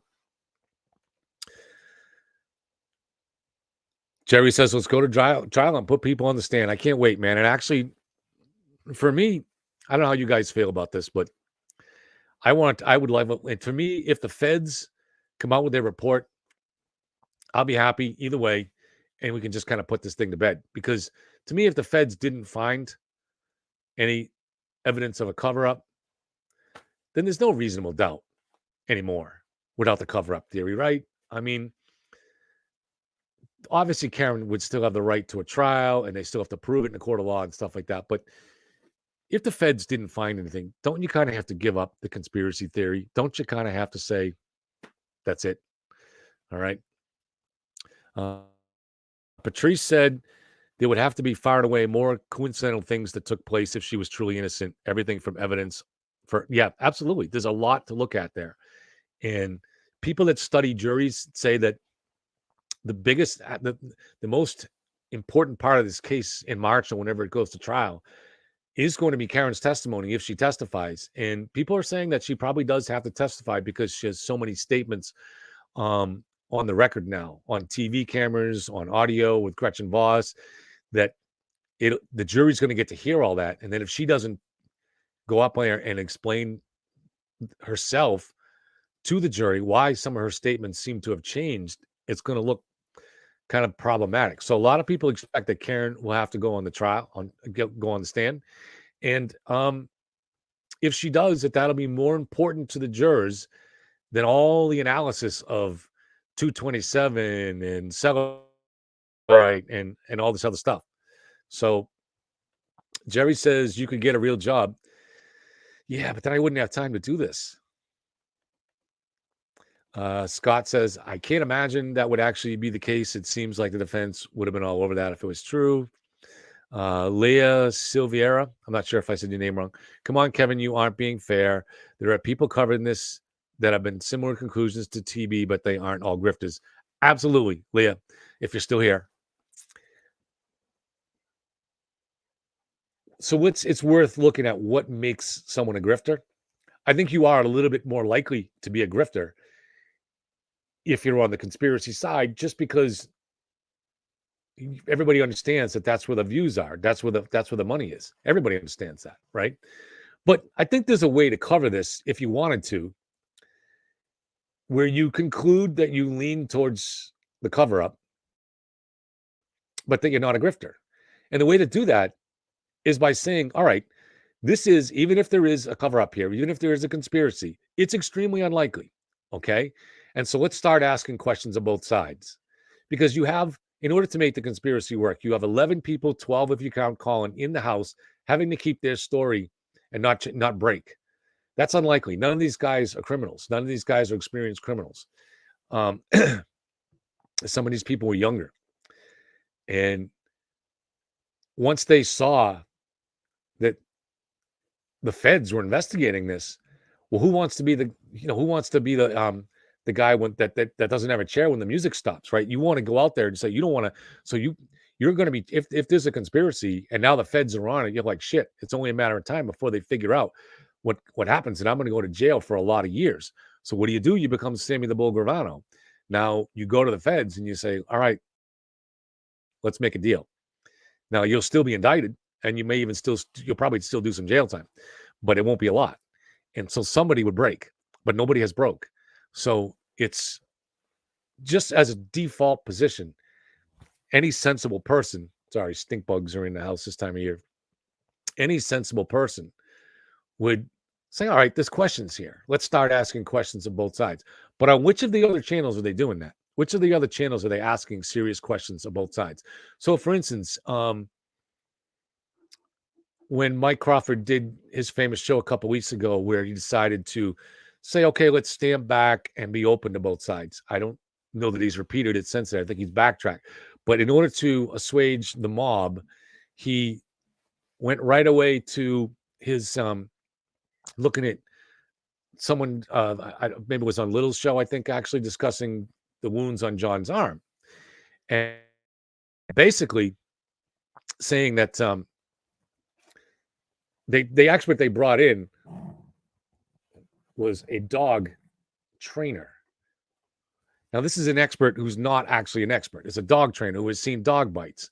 And he's looking not at John directly, but looking at autopsy photos. Okay. So I don't know how much of an expert that is, but okay, if you want to bring that in, it's valid to discuss it. And it's valid for Mike to bring that up. But did Mike bring up the fact that stink bugs come in when it gets cold? We live in a kind of a rural area, and the stink bugs come in for the winter and find a spot to hide. All right. So it's valid to look at that, have a dog trainer look at that and say, all right, what is, this looks like a dog attack to me. But you should at least mention, if you're honest about this case, that 2 medical examiners looked at that wound and said they are shallow abrasions made by a blunt object. At least look at that. At least mention that. So at least now you're saying that either those 2 experts are wrong, or they're lying and they're part of the cover-up. I think it's important to keep that in mind. So, I mean, did he bring that up? If he didn't bring that up, and I didn't see that he did, that's grifting. You're not really being honest about the way you cover the case. I mean, or you haven't done the research and you don't understand that a medical examiner signed off on that a couple of days later, that 2 medical examiners looked at it, that multiple staff looked at John in the hospital, and none of them seemed to think that John was in a fight or attacked. You have to at least mention it, right? You have to at least say there's another side to this. Okay, that's what both sides of them would be. You would say, all right, maybe this looks like a dog attack to me, but I have to mention that the medical examiner didn't think it was. And a dog does not leave shallow wounds; it leaves deep wounds. Okay, and a dog does not leave. A dog is going to teeth and nails are going to leave are sharp objects. So they wouldn't be the result of a blunt object. So, I mean, it's important to just, if you're going to both sides this, you have to mention that. And I don't really see anybody else doing it. You can tell me if anybody has. And because I would like to see that, they do it a little bit on court TV, but their formula is to kind of just bring in a couple of people that have a shallow, or not shallow because they're shallow, because they haven't really looked into the documents yet. So they, it doesn't tend to be in-depth conversations that I've seen on court TV. I'm very disappointed by it. But I would love to see a legitimate debate between 2 people that have most of the material under their belt. They've read the documents. They've considered both sides. and come at it from both sides. That would be fantastic. So I'd be willing to moderate it. I'd be willing to participate in it, whatever it takes. I mean, I think that that's the kind of discussion that we need. But I don't see any other channels doing it. I'm sure they're there. I just haven't seen them. They're not big enough, I guess. So you guys can put, but you see right away that if somebody launches a new channel tomorrow and it's on the grift side, it's on the conspiracy side, overnight it grows by thousands. I mean, again, I'm not trying to, but look how overnight CPUs, how big its channel became. Is the channel that good? I don't know, maybe it is. I don't watch it, but is the discussion, I'm not trying to criticize Tom. Is the discussion in depth? Is the analysis that detailed and that good? I don't know. Elise made a very big channel, and I wished her success and stuff like that. And I hope she gets it going again. But again, when she was just doing all conspiracy, her channel grew huge. So Mike Crawford's channel grew huge overnight. All you got to do is take that side of this case and you're going to grow. And when I started asking questions, my channel shrank by 1,000 subscribers overnight. So that's what happens when you ask questions. When Mike Crawford asked questions a couple of weeks ago, his numbers shrank and he got attacked mercilessly. He's been threatened since then too by one of the same guys that threatened me, Jim Z. So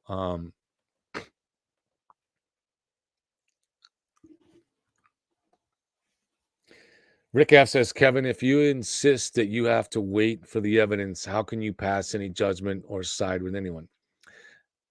No, I never said that anybody has to. Well, what do you mean by wait for the evidence? I'm saying there's more evidence that we haven't seen, but I'm certainly not saying that you can't discuss this case. I think you should discuss this case.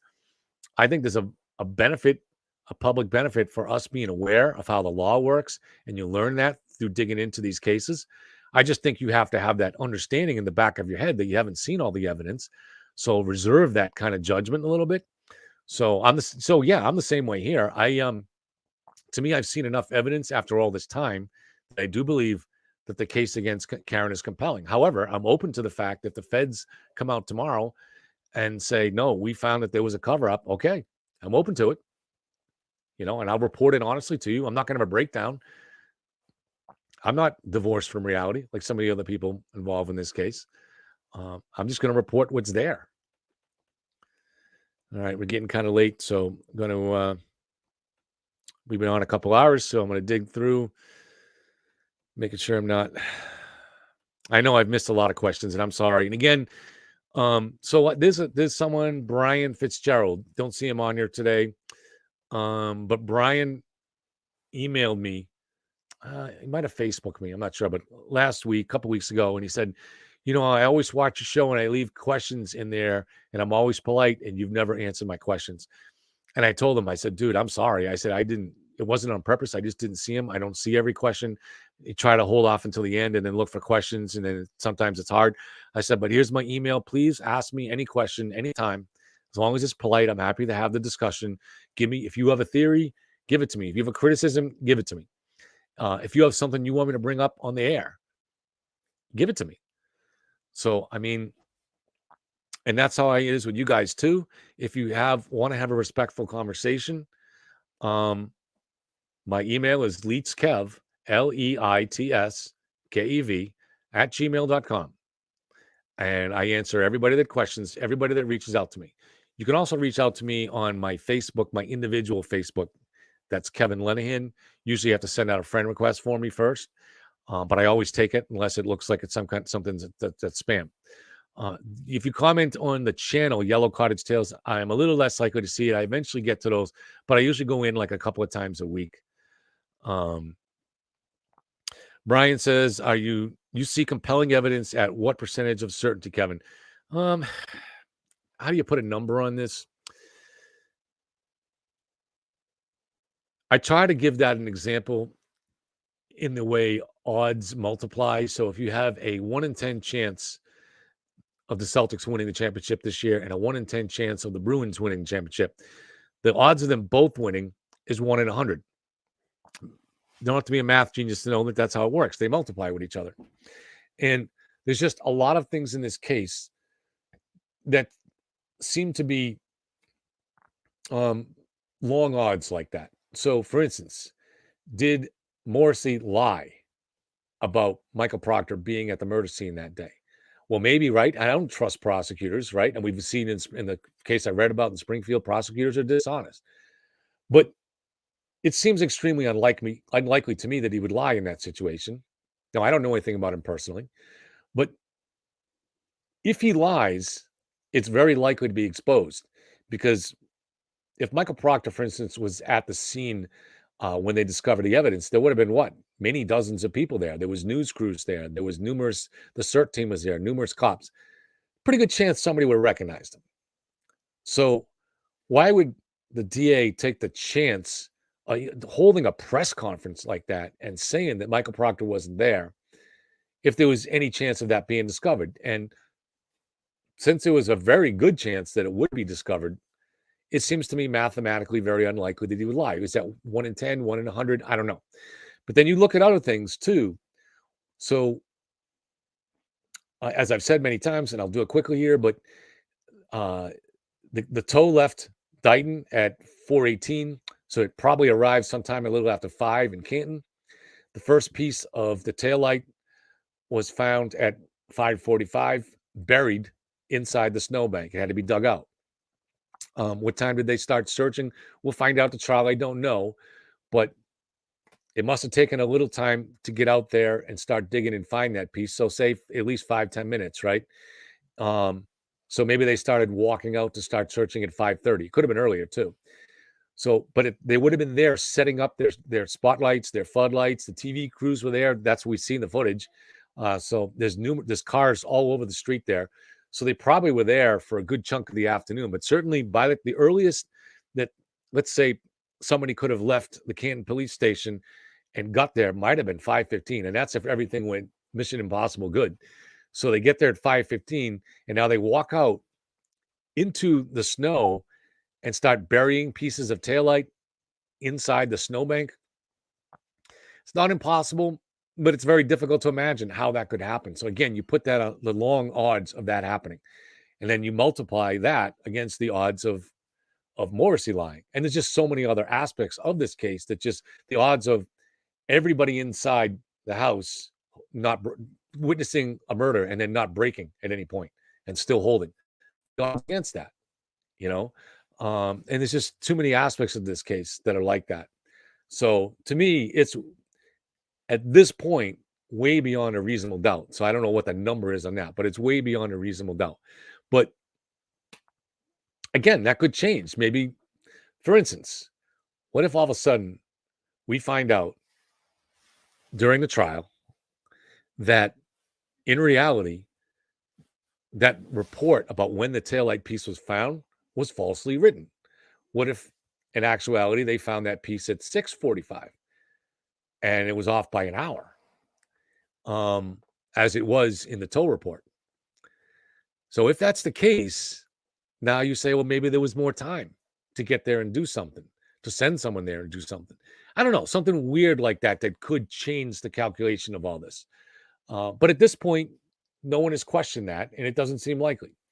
The GPS data shows that John didn't go in the house. Shows that pretty clearly. The accident, the Lexus vehicle data shows that Karen was in a collision. We don't know if the time stamps are on this yet. I've researched that a lot and found out that these black boxes don't usually have time stamps. I've been told in this case they do, but I don't really know. So how well have they established the time? I don't know.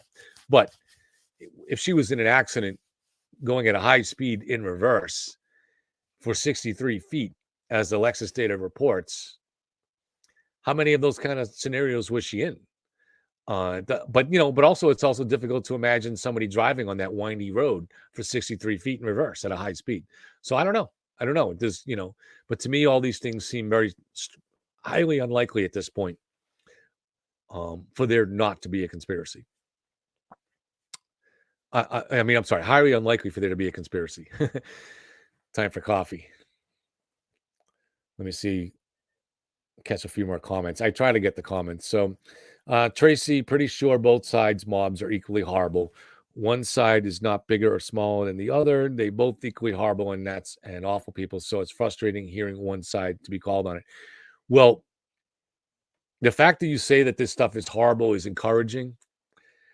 And all I can really ask you to, there's another Tracy here. So this is Tracy00. So all I can really say, Tracy, is please take a closer look.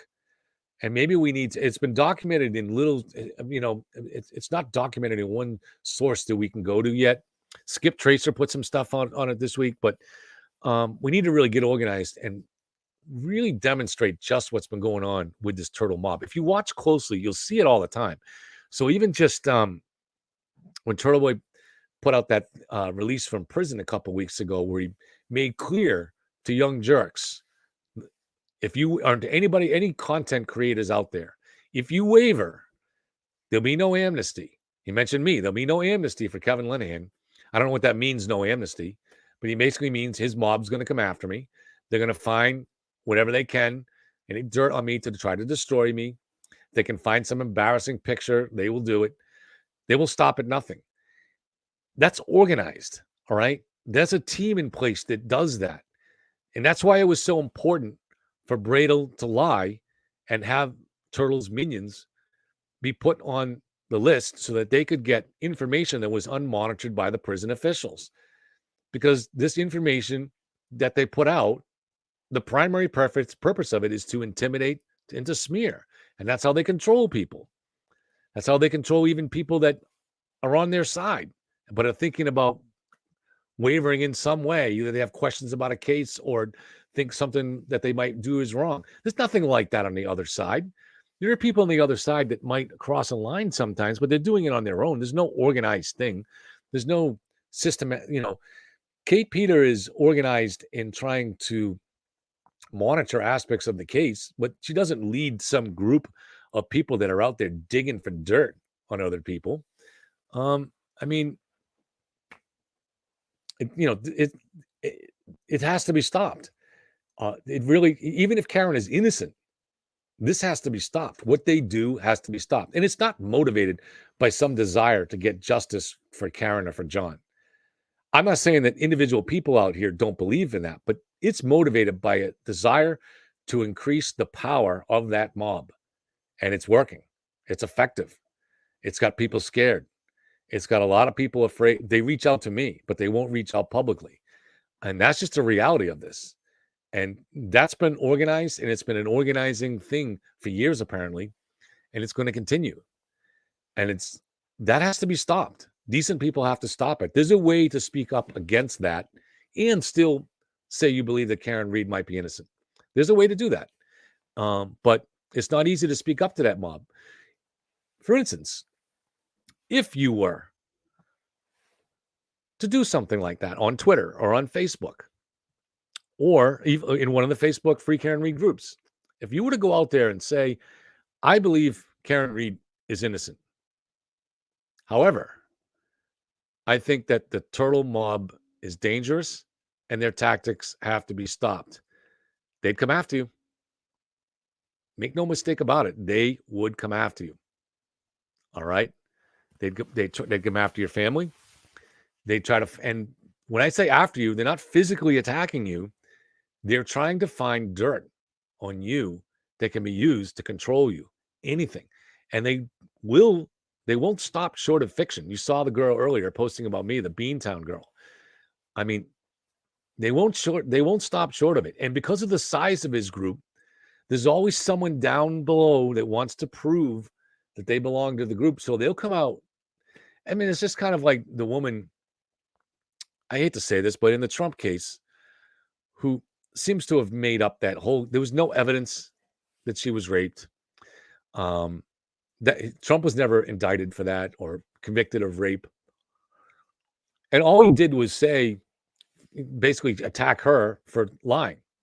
And because of that, he now just lost an $83 million lawsuit. Now, you don't have to like Trump. I'm not a Trumpster. But this is the kind of mob tactics we're talking about. This woman is going to smear Trump because she doesn't like his politics. And I'm not saying that Trump's never done anything, has treated women properly. No, of course not. But there's no evidence that he took this woman and brought her into the dressing room and raped her. There was never any evidence for it. And she's doing this for political reasons. And she was pushed into doing it by highly partisan activists. And that's wrong. So you're going to see that in this case here. So somebody decides they think I'm a threat to free Karen Reed justice. And so they're going to try to smear me. Good thing I never went in any dressing room and never went in any dressing rooms with any women or anything like that. I mean, it doesn't matter. They're just going to make shit up. They've already been doing it. I knew they would. I knew I was actually in a rare position of being able to take this on because my life was pretty boring. And I don't have anything you can smear me with. There's nothing really embarrassing. I'll tell you anything embarrassing. You can ask me. I'll be like, I wish I had more embarrassing stuff to tell you. My life's been fairly boring, Even when I worked in the bar industry for 20 years, the last 10 of it owning a bar. But I worked. That's what I did. I wasn't really good at being a playboy. It wasn't my personality, and I wouldn't have been good at it. I wasn't Ted Danson from Cheers. I guess I was more Woody. But that's just, especially in the 10 years of owning the bar, it's like, that's why I talked sympathetically about Chris. It's very difficult owning a small business. It requires your attention every day of the year. And that's how it was. And so I had a lot of girls that worked for me, and I always treated them with respect, in every way. And that's just the reality of it. We had a lot of college girls that came in the bar. We were strict on IDs. One kid got through. We were raided all the time because we were one of the most famous bars in the state for college bars. And one time they came in, they carted about 100 kids in the bar. We were a pretty big place. And they found a guy who was underage. He was a week before he turned 21, and he had a good fake ID. That's the only time we got busted for it. But people take that and they say, oh, he was caught. They were caught serving minors. And someone else twists that and say, oh, he was caught. Literally, they were saying, I was caught in the bathroom with a minor. I mean, it's ridiculous. It's disgusting, actually. Anyways, though, they'll go in those bathrooms. But anyways, but that's how they work. That's what they do. And it's not just random trolls on the internet. That's part of it, and that's going to always go on both sides. But it's organized. It really is. There's a systematic way that they do it, and you could see it from the pit bull and her threats to other people. You could see it from Turtle Boy in his post from jail saying there'll be no amnesty. The internet forever, he said. He's telling you, you can't waver. You can't ask questions. I don't see anybody doing that from the other side. I've never seen Kate Peters tell somebody else you can't ask questions. She goes to war with other people that are doing that are smearing people. But I've never seen her even criticize someone who's just asking questions. I've never seen her criticize someone who has a belief that Karen's guilty and is just asking questions about it. Never. Only one mob does that. That mob, the Turtle Mob. That's it. That's the only mob that does that. And that's just the reality of it. And you might not be comfortable accepting that. I don't know. Some people aren't comfortable accepting the day falls night. I don't know. What can you say? I mean, it's reality is reality sometimes. There's a lot of things that we don't know and that are confusing, but sometimes reality is pretty straightforward. And this is one of those things. That's what they do. Now, that doesn't mean that the show can't be entertaining, but you know what? When I first started watching that show in late April when it broke, that was the first time I'd seen it. I thought it was entertaining a little bit at first, but I was starting to question in my mind, why are you calling people up and why are you calling a woman horseface? What's the point of that? And I only watched it for a few weeks and I said, all right, enough. I'm not watching this anymore.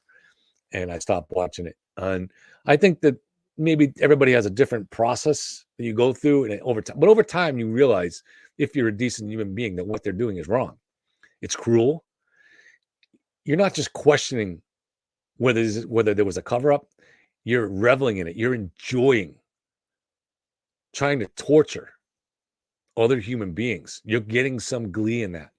It's as though like it's making up for some shortage in your life. I don't know. I don't get it, but it's disturbing. So, all right, guys. Anyways, enough on that. Let's call it a night. Oh, the Celtics playing tonight. I don't even know. They got smoked the other night.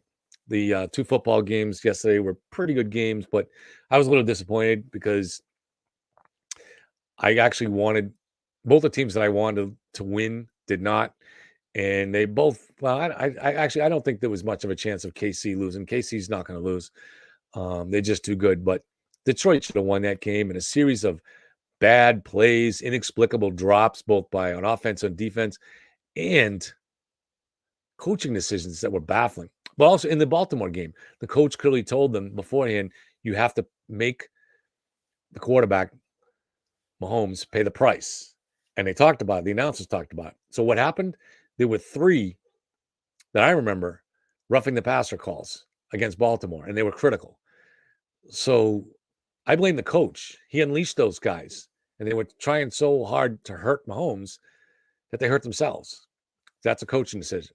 All right, guys, let's call it a night, and thank you very much for being here. I look forward to seeing you again soon.